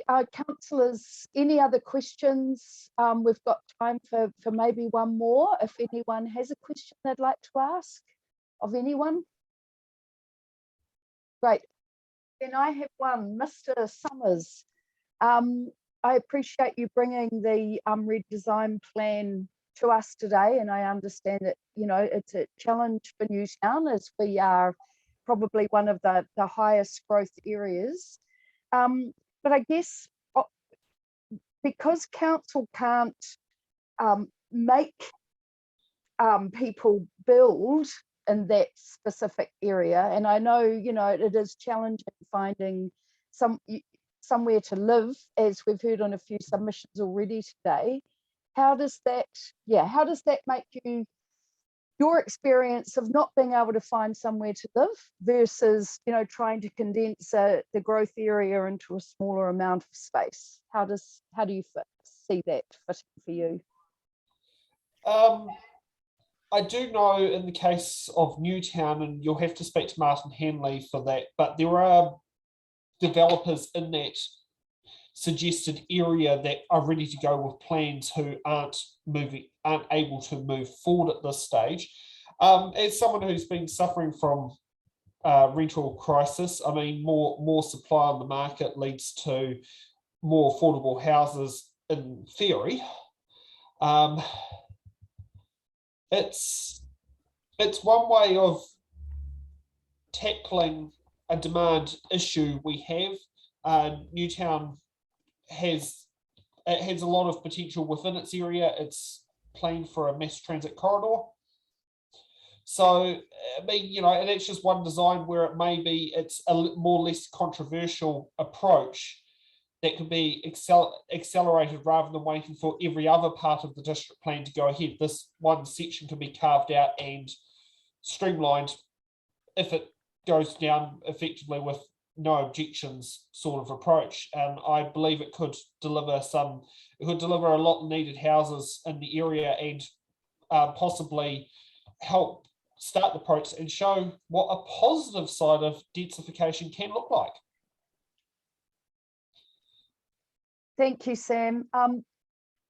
That's awesome. And thank you everybody for your contributions today. I know that our officers are going through all of the submissions, and there are a few. It has been challenging even to start wading through as a councillor. But we thank you for everything that you're bringing, and I just appreciate the diversity amongst all and the topics that we're covering today. Campbell, did you have a quick question? I don't know how soon, but we'll go from there. Okay, thanks everyone. Councillors, can I get you to stay on the? Oh, actually, no. I think we're moving around, so I'll let you do your own thing. Thanks everyone. Okay. Thanks very much, Laurie. Thank you all. Thank you. Take care. Thank you. Thank you. Councillor Wolf, I think we'll check back in at 7. 7 o'clock. Okay. We're looking for 2 councillors, but I'm sure they'll turn up. So, no mai haere mai ki tēnei hui. Welcome to this hui on the district plan, and we thank you all for coming in today and welcome you all to this meeting. You have myself, Councillor Laurie Foon, as chair from Pakawakawa Southern, and we're also waiting for councillors Simon Wolf and Diane Calvert. So I will introduce them for them because they are not here, but I'm sure they will be soon. And Councillor Fleur Fitzsimons, would you like to say a quick hello to everybody? You've got Southern Ward representing today, everyone. You're doing very well with your councillors, the best ward. Kia ora, Fleur Fitzsimons, the other Paikawakawa Southern Ward councillor. Great, thanks Fleur. And we've also got some of our officers here who are a bit more au fait with what's going on in the district plan than we are in the technical side of things. So, and Sarah, just give us a wave. Yep, kia ora. So we may be able to, if we do have technical questions, we have got some information there. Maybe we'll do a quick round of all the submissions today, and let's start with Esther. Just a quick hello and where you're from. That would be really helpful. Kia ora koutou, ko Esther Newman aho. I am from Brooklyn. Yay, another Southern Water. Yeah, up in Karepa Street, actually Mako Road. So yeah, that's me. Yeah, kia ora Esther, welcome. Ella, are you there? Kia ora, I'm also a Southern Ward person. Kia ora, ko ela pari toku ingoa. I have lived in Wellington for 5 years and in Newtown the whole time. So yeah, I live on Newtown. I love it here. Yeah, that's me. Welcome, Ella. That's awesome. Karen, is Karen in here yet? Karen. That could well be me. Our neighbour Karen Wong, unfortunately, Yes. her daughter's brought home COVID to her house, so she's now been taken down by that. So she last night asked me. So I'm on Moya Street in Mount Victoria. So she's at number 9, number 3. So last minute I've been called up for this, and I apologise. I'll put myself on mute if I need to. I've got a 2-month-old and a 2.5-year-old at home, so could get a bit noisy in the background. So apologies in advance. That's awesome, James. Thanks for coming. And yeah, don't worry, we're well au fait with dealing with lots of family interventions at especially this time of the day. And Trudy, are you here? Yes, hi, I'm here. I'm from Pūroro. Kia ora, Trudy, welcome. Good to have you here. And Roland. Kia ora te whānau. My name is Roland Sapsford. I'm here wearing my co-chair of the Āmua Valley Community Council hat from, of all places, the Āmua Valley in Wellington. Excellent, everybody. Really great to have you in the room, and I can see a great bunch of people. So I look forward to hearing all of your kōrero. And what we'll do is everyone will get 5 minutes. We'll keep a timer going, and then we'll move through all the submitters first, and then we'll get to a kōrero at the end where we can talk amongst each other. We can ask questions of each other, and we've also, as I outlined before, got officers in the room if we need it. But yes, so we'll start with Esther. Esther, your time, and if you want to step forward, take over the screen, and you've got 5 minutes, starting from now. Thank you. I haven't done this before, so excuse me if I get it wrong. What I was prompted to submit on the district plan because of the significant natural areas. And I'm actually looking out of my window at the significant natural area right now. And when we moved into our place here, we always expected, and we're somewhat sad about the fact that it would probably be developed on.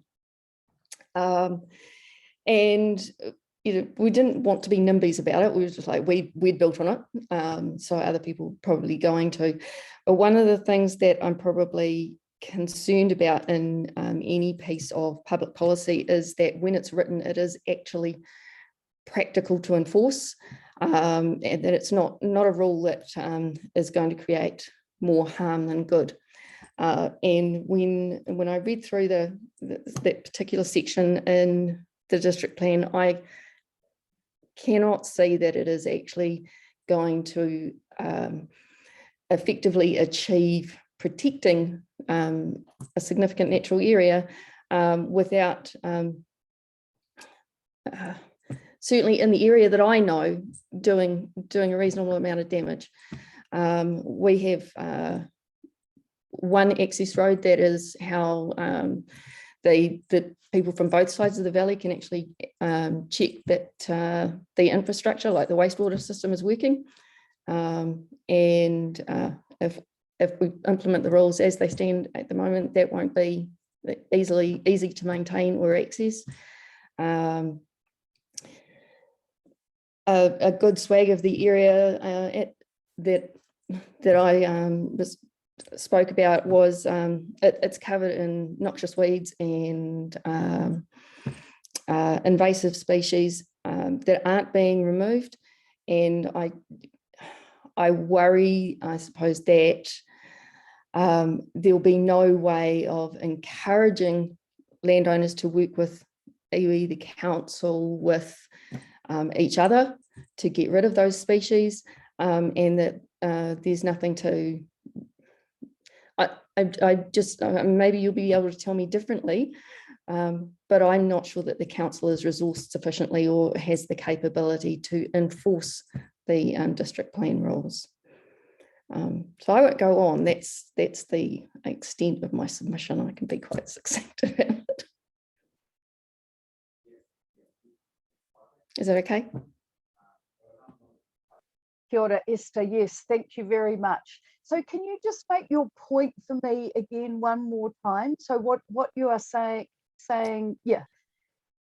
I don't think that the district plan as it's written is going to achieve the outcome of protecting a significant natural area. I think it's actually, it's not well written public policy.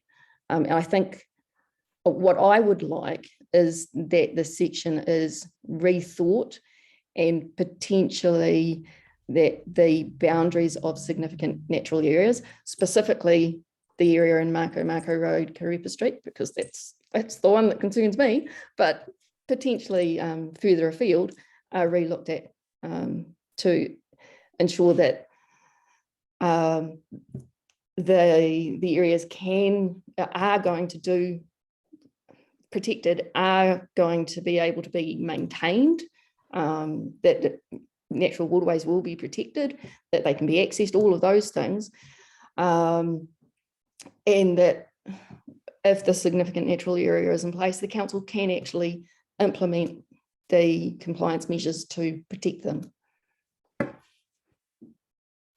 Awesome, thank you. I read your submission, so I was just checking that was lining up with what I was taking on board, but I'm sure our officers have also got that feedback and will be coming back to you in some way. So thank you very much for bringing that today. You're not the first. Great. We'll move on now to Ella Borry, Newtown. Ella, please step forward, please step in and take the screen. It's yours. Thank you. Kia ora koutou, everyone. I'm Ella. I thought I'd just say a little bit about me. So I'm 28. I am from Otago, but I've lived in Wellington for 5 years. I moved here after uni. And I've lived in Newtown the whole time, and I love living in Newtown. Like, it is so, I love how close it is to the town belt. I love how close it is to the sea. I love the people. I love Newtown Fest. I love community yoga. Like, it's my favorite place to be. So yeah, I flat here, and I've lived in this flat for almost 5 years as well. I have an awesome flat, love flatting, but I guess I'm like looking into the future. Like, I probably don't want to be flatting in 10 years time and looking at what options I have. So I guess like the main reason I want to submit into this process is because I really want to support more housing in Newtown, in the surrounding suburbs, and in like density close to cities, to the city centre where it makes sense. Like, for me, it makes so much more sense to have like good, well-designed density close to the city as opposed to like greenfields and Otaki that require lots of transport in, right? Yeah, I really want to like have a voice for people in my situation that want to stay here, but like can't see a path into like another living situation. So I also wanted to say that for me, the things I value about Wellington are the heritage. Like, I value that there's all these town belts. There are some like mountains close by. There are hills I can walk up that are close. There's like bush, there's kaka flying around. I love being close to the sea. That's what I really value. I also value that we have like cultural capital, that there's lots of festivals and artistic people and music and poetry happening. And I value the people that I've met here. Those are the things that stand out to me in Wellington that are important to me. And those are all the things, well, I think if done rightly, good housing could support. It could support people staying and it still being a cultural hub, and like well-designed housing that works with the environment. And I think brownfields might be the right term. Makes more sense to me than greenfields development. Yeah, so I just want to talk about like how I see my next 5 to 10 years. I love living here. I love the job I do, and I work in government policy, so it's a little bit hard to do other places in New Zealand. I could do council policy maybe, but I love central government policy, and I just don't see how I can stay in Wellington if there's not more housing options. Like, I think ultimately I'd love to live like alone or with a partner, or have a cat, maybe own property, maybe be able to like have kids, maybe just have some more choices. And at the moment, there just isn't many housing choices. So I just really want to encourage the density that's done well in the plan. So close to the city centre with green spaces, linked up with really good active transport and public transport and car sharing, you know, close to schools, close to amenities like pools and parks and things like that. Like, we know we can do density well. I'm not advocating for like shoebox apartments, but like it would be my dream to be able to have like an apartment or a townhouse in Newtown. I'd love to be able to stay here, but I don't know if I can, which really upsets me. Yeah, I also just wanted to say that when we talk about more housing, I think it's important to think about the broad range of people that would benefit. So, you know, I'm like a middle class Pākehā woman who's got a university degree. I'll probably be fine, right? Like, you don't need to worry about me so much. But I think thinking about students or people with low incomes or retired people or young families, like more housing benefits all those groups. I think it also benefits the city totally, like in lots of ways. Like if your baristas don't have anywhere to live that they can afford, where are you going to get your coffee from? How is the hospital going to be resilient if nurses can't afford to live close by? And if there's a natural disaster or a storm or the trains break down, like how are you going to staff the hospital? Yeah, I think that it's important for the vibrancy and the resiliency of the city to be able to house people. And then the other last point I want to make is that, like, I totally understand that why we feel apprehensive about change and why change is really scary, especially if you like owned a house, which I can't imagine. But say if I was 10 years older and the market was different, I owned a house somewhere, I would feel apprehensive about change. But I just wanted to say that, you know, a vote for the status quo is still a vote for change, because the change is going to happen anyway. More people are coming into Wellington, climate change is happening, we have a housing crisis and like growing inequality. So voting for the same is actually just going to exacerbate the problems we already have. And yeah, that's really all I wanted to say.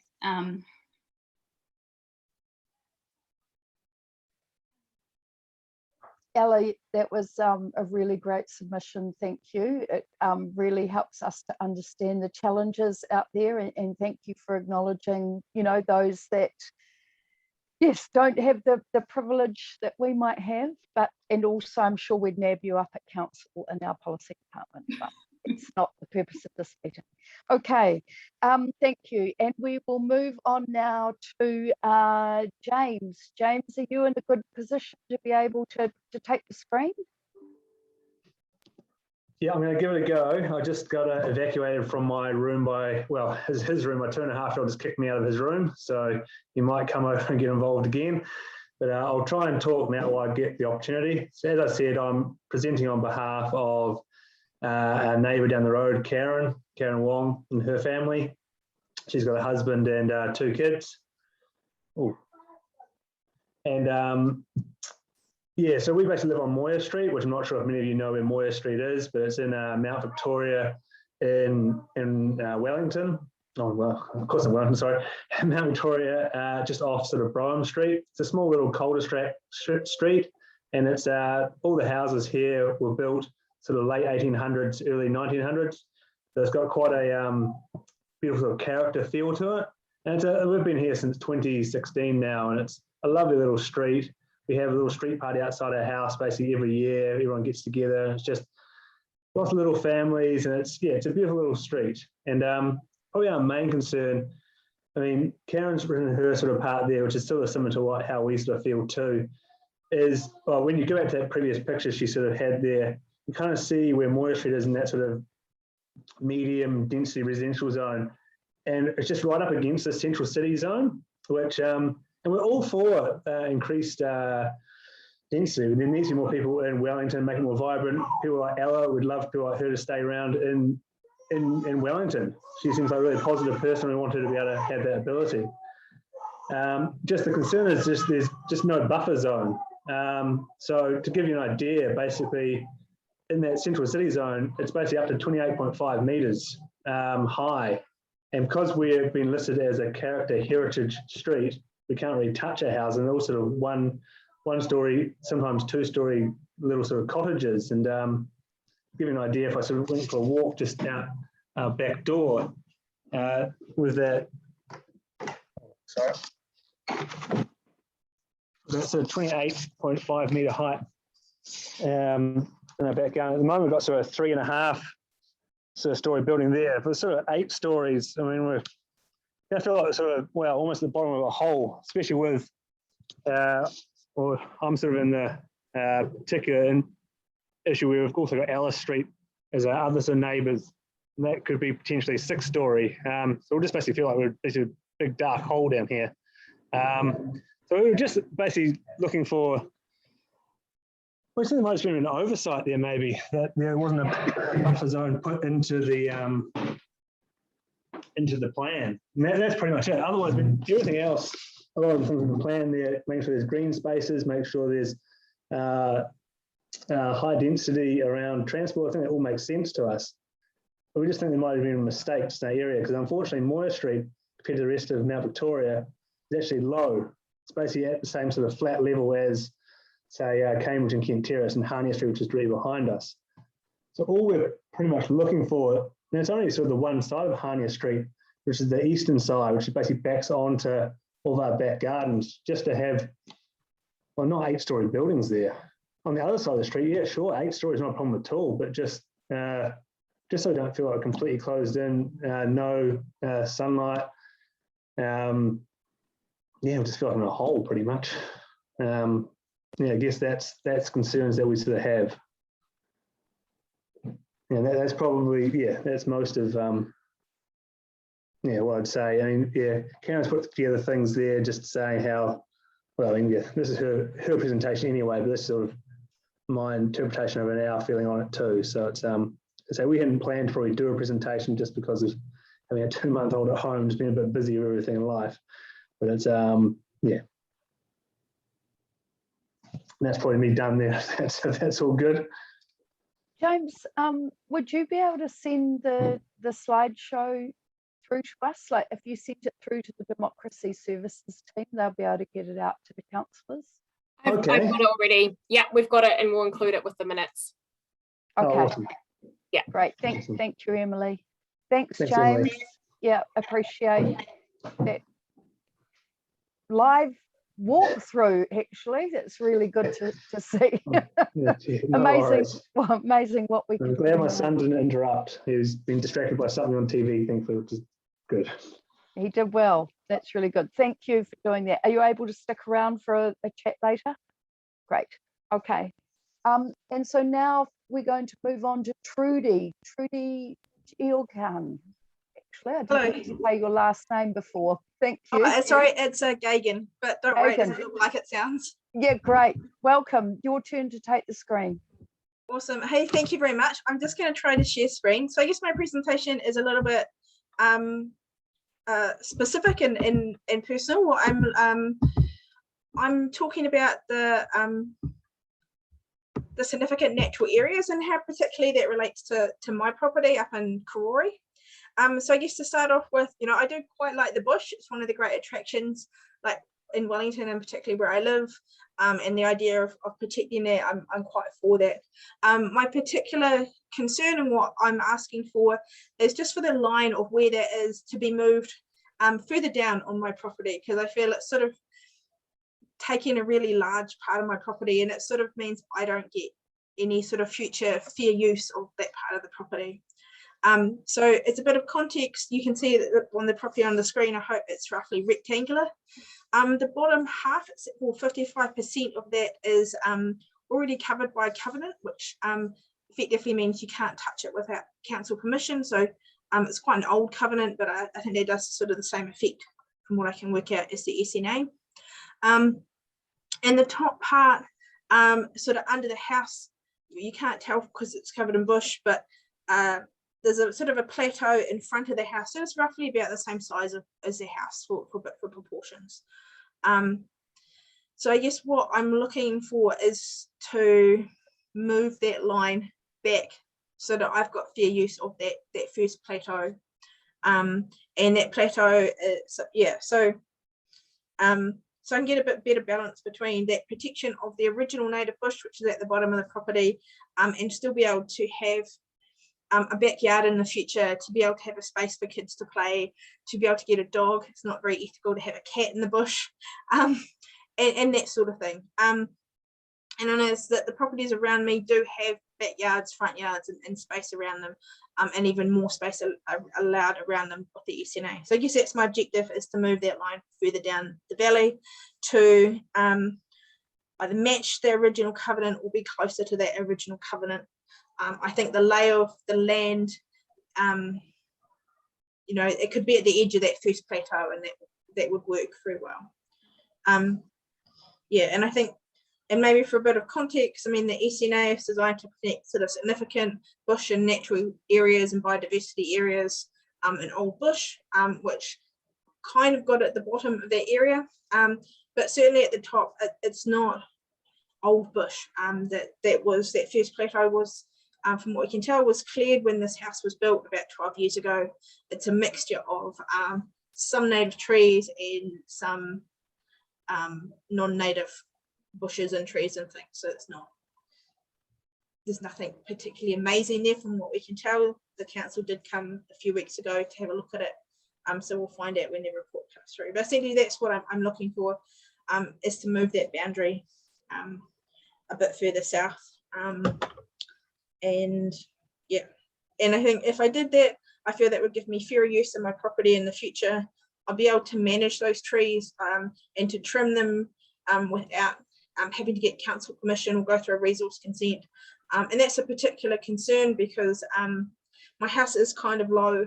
So even now I've got some issues with sunlight and dampness. So I need to keep the trees down reasonably actively to allow light and air into the house and have a healthy home. And I still want to be able to do that with happy to get a resource consent. That first plateau, there may be a requirement in the future, need to put retaining walls in to protect the house. And that's also where the main sewer pipes and things run for myself and the houses behind me. So just having the peace of mind that I can access those areas, and if that needs to be, those trees need to be moved to put in those services to protect the home and things as well. That peace of mind that I can do that is quite important. I also noticed that I think one of the things you can remove the trees for is fire protection, and the recommendation is 10 metres. So it seems a little bit odd that I could clear fell for 10 metres, but I can't trim my trees beyond 3. So it just feels a little bit imbalanced. Yeah, I guess that's kind of what I was looking for. Maybe to sort of show you where on this map. Can you see the arrow on my screen? Yes. Yeah. So I think the covenant basically runs through here. There's a line in the trees, which is part of and the plateau that I was talking about roughly runs from about here, I think. Ran through here. There's sort of a line in the trees there as well.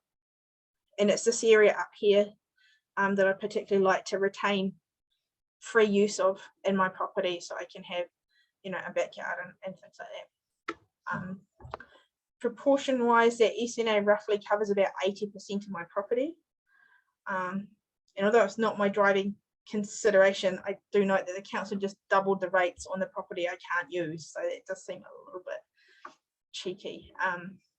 But yeah, I guess that's what I'm seeking from the council submission, is to have this line here on the SNA moved down further to realign better with the original covenant, or at least close to that, so I have fair use of my property, and I can have a backyard and the same sort of backyard lifestyle as other people in Wellington in the future and things like that. Great, Trudy. Thank you so much, and that's very clear, and much about this district plan is definitely in the detail. So thank you for being very clear about what you are hoping to achieve today. Awesome. Just while we're here, I'd like to acknowledge Councillor Calvert, Councillor for Karori or for Western, and she is here listening. So that's thanks for being here, Diane. Okay, and our last presenter tonight, Roland, are you ready to take the screen? Thank you, Trudy. Please stick around. Oh, well, kia ora, everyone. I'm here to talk about from Āmua Valley Community Council, and I guess a little bit of introduction to Āmua Valley, which is where I live. I've flatted here for 19 years and then had the chance to buy the house I flatted in when property prices fell in 2009, and I continued to run it as a flat and have brought up my son here.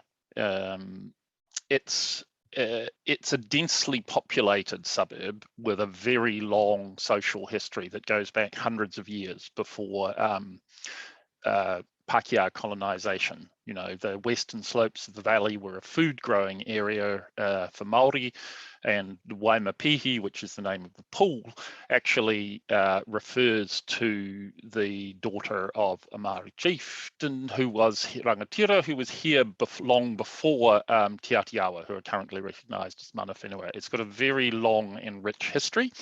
Despite that, it was only officially recognised as a suburb in 2003, and it used to be just treated as the place where nobody stopped.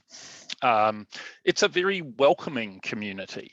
It is not a wealthy community. Whether you look at people who for now are renting or people who for now own the home they live in, the average income is slightly lower than that for those groups across Wellington City. Given the chance to plan for it properly, somebody before talked about well-designed density. Āmua Valley would very much welcome that, but it seems that there's a real lack of an ability to have a nuanced conversation at the moment.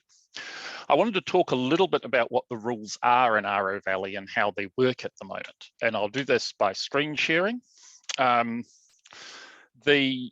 Āmua Valley has very restrictive rules at the moment. There's a 9-metre height limit, 45-degree recession plains, all the things people say stop development. Despite that, Āmua Valley has actually added more dwellings as a percentage of its housing stock than the average for the suburbs in Wellington. And it's done that mostly through infill. And I just want to show you a little bit about what that looks like and how this works in practice. Because all that the resource consent process does, this is a building where, which would have needed consent. It went through as non-notified. All the resource consent process does is enables people to think about location and what's going on in the specific sites. Here's another example further up, masses of 3-storey infill housing. What's permitted would be slightly below that balcony that you can see there. But what has happened here is that the designs have been carefully integrated through conversations between council and others and the community council to make sure that the interplay of light and shading means that everybody gets a share of what's a very scarce resource in Āmua Valley, which is sunlight. I'll take you to another example. This is just showing how that whole area sort of works. If we go down here, this is a place called Argo Trust, which is right next door to me. It's it's a long-term residential care facility for adults now. They started off as young adults with severe mental and physical disabilities. And it was built deliberately. Those are people's bedrooms across the front there to give them a view across the valley. This is what's permitted under the medium density residential standards, and under the district plan, it's upzoned for 6 stories as of right, directly in front of that facility. The issue I guess I have is that, and the community council has, is that there are plenty of locations in Āmua Valley where you could put 6 stories, but that what happened at the end of a long day of debate where you as councillors simply decided to expand the walkable catchment to 15 minutes is that the entirety of the flat of Āmua Valley has been upzoned to 6 or 8 stories with no thought to how that interplays. So for example, the garage project site right next to Āmua Park, which sits also in the way of afternoon sun, is zoned for 8 stories. Large chunks of Āmua Street are zoned for 6 stories. And the potential there to have really serious impacts from the random placement of buildings, which is what arises if you essentially allow the market to redesign a community, is really concerning. I will stop the screen sharing because I want to re-emphasize that Aro Valley is very supportive of providing more housing, and given half a chance would come up with a plan to do that.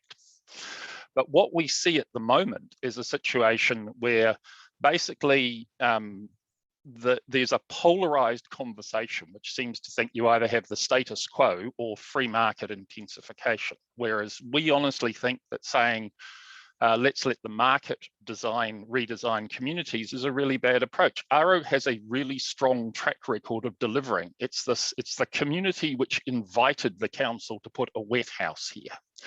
It's a community which has repeatedly made space for accommodation for people, for halfway houses and so on. This is not a community that has blocked things. And so, but what we need is a chance to operate in a way that is cooperative and constructive so that we can provide the housing people need, but provide affordable housing. Because to be honest, free market intensification delivers expensive housing. And what we're short of in this city is affordable housing. We've actually got more houses per capita than ever before, but those houses are not affordable to people.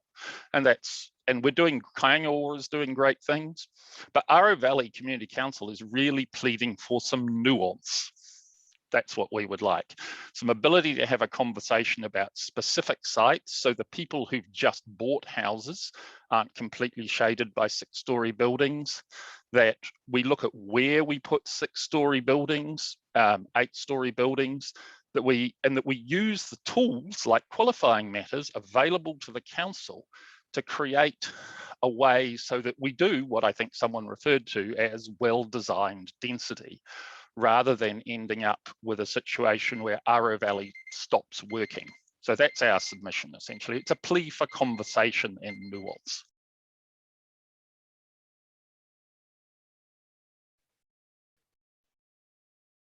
Thank you, Roland. I'm glad you had your timer on because I didn't have mine on, and you did very well. And thank you for your submission. It was very thoughtful and well put out, and your points are very clear. I can see that Councillor Calvert has a question, so I'll hand over to Councillor Calvert to kick us off, and we've got about 12 minutes to be able to have a bit of a good conversation on things. Thank you. I've got 2 quick questions, one for Roland and one for Trudy. Roland, you were talking about some nuance for Aro Valley. Do you think that's just for Aro Valley or across the city in terms of some form of neighbourhood planning for all suburbs to find where intensification should go? I guess I can only speak for Aro Valley because that's the hat I'm wearing today, but I don't think, I think everybody here would really welcome that as a way of doing things. And I think Aro Valley at least has explicitly committed to saying, give us a target for housing and we'll work out how to provide it through a neighbourhood planning way that enables us to keep Aro Valley working and share the space fairly. But I think that approach could work across cities. It's certainly worked in Copenhagen and other places. Thank you, Roland. And Chair, if I may ask Trudy a question. Go ahead. Thank you, Councillor Calvert.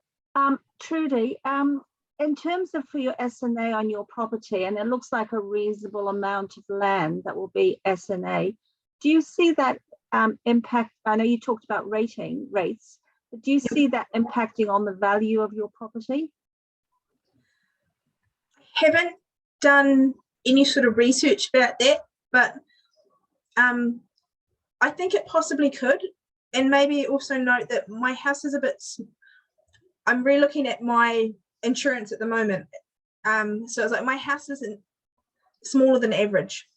So it's like if I was to lose that house in like an earthquake or other event and rebuild, then it's possible I'd like an average size house. Someone who had my property would want an average size house. So sorry, that's a little bit back to front. Yeah, I think it possibly could impact on the value of the property. I know I was warned by the lawyers when I bought the house that it had this big covenant and you can't develop and things like that. You know, that the original covenant is I've got no issues with that. So, but I think, yeah, the fact that it's a 3-bedroom property, but it's not strictly family friendly because there's no place for kids to go outside and play safely. And I think that could, given the very family orientated community that you have, like in this part of Kāore, a lot of these are family occupied homes, and yeah, that potentially might impact on that value. Okay, thank you. Esther, have you got a question? It was just in relation to that question about value and the significant natural areas. Our entire property is proposed to be a significant natural area. And like similar to Trudy, we don't have anywhere for a child to play. We have enough area. We've got a car park and a car deck, and then the rest of the property is in native bush or a slope to get down to the next level, the next plateau. There's a big bush covenant on it already, but it would definitely, if it goes through, it will definitely have an impact on the value to a future buyer if that buyer is a family.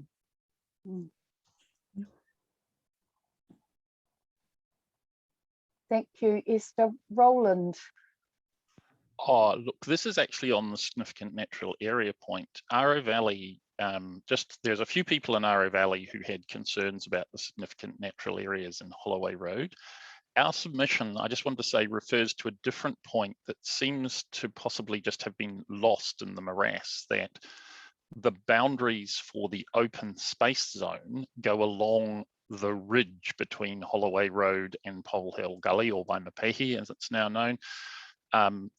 Actually, the physical boundaries are down on the Holloway Road side. And I just want to re-emphasize, there's a lot of support for actually aligning the zone boundaries with what is the reality on the ground. And that's quite a different point from the concerns individuals have had about significant natural areas. They don't conflict with each other, but in the great mix of trying to consider thousands of submissions, that distinction might be lost. Thank you, Roland. I did read that, and I hope that I'm sure our officers have got that distinction clear. I have a quick question for Ella. Ella, can you see, I think this is a really good group because we can hear the complexities that we've got ahead of us. But Ella, as someone that is really wanting to possibly stay in Wellington, I guess, you know, how does some of the challenges ahead, how do you think you would balance those out, you know, when we've got, you know, sunlight issues and character issues and bush issues? What does it look like to you as someone that's trying to just stay in Wellington for a few more years with your job? Yeah, it's a great question. I mean, I think like, I'm not an architect or an urban planner, right? But like, I don't know much about SNA, so I don't have any like hot takes on that. In terms of like sunlight and well-planned density, like from what I understand, there's best practice for those things, right? There's good design, and you can have you can like mandate good design in your district plan, right? You can say you need to have sunlight. You can say that there needs to be green spaces provided, or there needs to be like pram parking or bike parking or things in apartments, like all those things that would make it good to live in, you can mandate in the plan. And you'd probably have to talk to an urban planner or an architect about what good design was, right? But it exists. I guess, yeah, like it's complicated if you own a home, but I guess I also think if you own something and you want to keep it that way, you can keep it that way. Like, you don't have to change it. But yeah, I would say mandating good design principles. I know Women in Urbanism, I'm sure you know about them, have really good chat about that. Yeah, and building good design into the requirements. That seems like the answer to me. Thank you, Ella. That's really good. That really helps. That's good. Trudy, can I invite you to make a comment or? Yes, super. I noticed that the councillor asked Roland about whether the nuanced like collaboration and design would work for other suburbs, and I think listening to him, I think maybe that would be a yes. I noticed that some of the sort of random design that he talked about, we've seen a little bit in Corey, probably not enough to bother people, but you sort of get one house get taken out and 3 small apartments get put, or townhouses on the same section. So it's like, well, cool, but do they actually come with car parks or garaging, or is there enough for the number of people who live there, and what might the impact that have? Maybe nothing now, but if that happens a lot, maybe that changes. So I think the potential, you know, that philosophy of that more community orientated or balanced design would be maybe welcome in other communities as well as Āmua Valley. I hope that's not too cheeky. It's not strictly the topic I submitted on. But No, that's good, Trudy. Thank you. I was just thinking about James and Karen, that, you know, that's, so your area is classified as character. James, are you still there? I am, just unfortunately I've got my 2.5-year-old now sitting on me, so yeah. No, that's great. Too well, but Yeah. Yeah. We'll see how we go. Are you saying that you would prefer for your area not to be a character zone? No, we're very happy with it being a character street. I mean, I'm not sure if anyone's ever walked down Moya Street. We have lots of foot traffic. I mean, it's a cul-de-sac street, but there's a little path connecting our street onto Sahania Street through the Life Church, and yeah, lots of just walk down the street regularly. It's a beautiful spot to walk.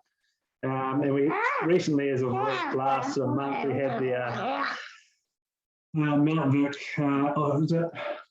Heritage Walks, Wellington, I think they were called. Oh, yeah. Walk street, just because it is. I mean, it's part of the heritage of Wellington. These old cottages were Wellington's first established. These cottages were set up with it was should really go and walk myself, but the fishermen maybe were here or something. But anyway, it's a very beautiful character area, which I think should be maintained. And basically, our only real thing was just we thought there was possibly just like an oversight just on just a buffer zone, and that was pretty much it. I mean, I think we are for, as I say, increasing density and increasing now people can live in Wellington. It's a great city, which I think we want people to say like Ella and that to be living here. And yeah, but all we were basically saying is just think that it's just missing a buffer zone, pretty much just on the eastern side of Hania Street. Instead of it being 8 stories there, I don't know, more like sort of say 4 stories, which in say the back out mode is sort of like probably 3.5. It could probably go up very slightly, but otherwise, if it goes up to the 8 stories, it basically will feel like so living in a hole. Basically, the whole street has become shaded, and they are so because they're character cottages too. They need more sunlight to basically keep them from, I guess, keep them as healthy homes too. Is the other thing. Right. Yeah. Thanks, James. So that's really good, and I'm sure officers will be able to come back to you on that. Councillors, does anyone have any other questions? We've got a few more minutes. If not, yeah, Roland, I was going to have one for you, but you go ahead. You go, Laurie. I think I wanted to, you know, just appreciate that Āmua Valley, every area has come to us really for this plan with a reason why their area is, you know, got a point of difference or what we need to do about it. So that's the wonderful thing about Wellington, right? That all of our areas have got something special. But I guess, you know, if you could say that you felt one thing was really important to your community about the district plan, what would that be? And I know that one thing is not easy. I would say that it is fairly sharing the limited access to daylight and doing that in a way that preserves the fabric of the community. You know, Āmua Valley works as a community at the moment. It works for everyone who lives there. And at the moment, the district plan will, as I say, somebody gets to redesign communities. And the choice is whether you say the free market is the best designer of communities, individual sites, property owners do what they want, or whether you say we want to provide affordable housing and good design, and so we need to bring some nuance into that. And in Āmua, it is particularly about daylight and sharing sunlight, because honestly, the people in Argo Trust are in a nightmare situation. They have the potential for 6 stories on 3 sides in a site that's built, that's a long-term residential care facility for very vulnerable people. So just a bit more thought and nuance. That's what I'd say. But what matters is nuance and reflection and site-specific thought. And we're happy to have those conversations. We've done it many times and we would do it again, you know. I can tell you where you could put 6 stories right now. I can tell you where, but yeah, so that's a long answer, but I think it's sunlight and it's nuance. Great. That is really, really helpful in a complex, thousands of pages district plan, Roland. So I really thank you for your well thought out submission, and really appreciate the work that you've all put into this. And Roland, I'm sure officers will be coming back to you and many people as well. So, but I know that this is a very time intense process. So we'll keep the conversation going. Great, so I'm going to wrap up now, and I do thank all of you for coming and for bringing your specific, site-specific and, you know, general observations to the plan. And yes, I'm sure you can appreciate the complexity, and but we will land somewhere, and we want it to be as best as we can for as many of us as possible. Okay, kia ora everybody. Thank you for coming. Really appreciate it. Thank you, councillors. Ka kite. Just a reminder, thank you, councillors, to please go back to the main room just to vote for this. Thank you. Thank you, councillors. Did you get that reminder? Thank you. Thanks, Simon. Thanks, Laurie. Nice, well done. Thank you. Cool.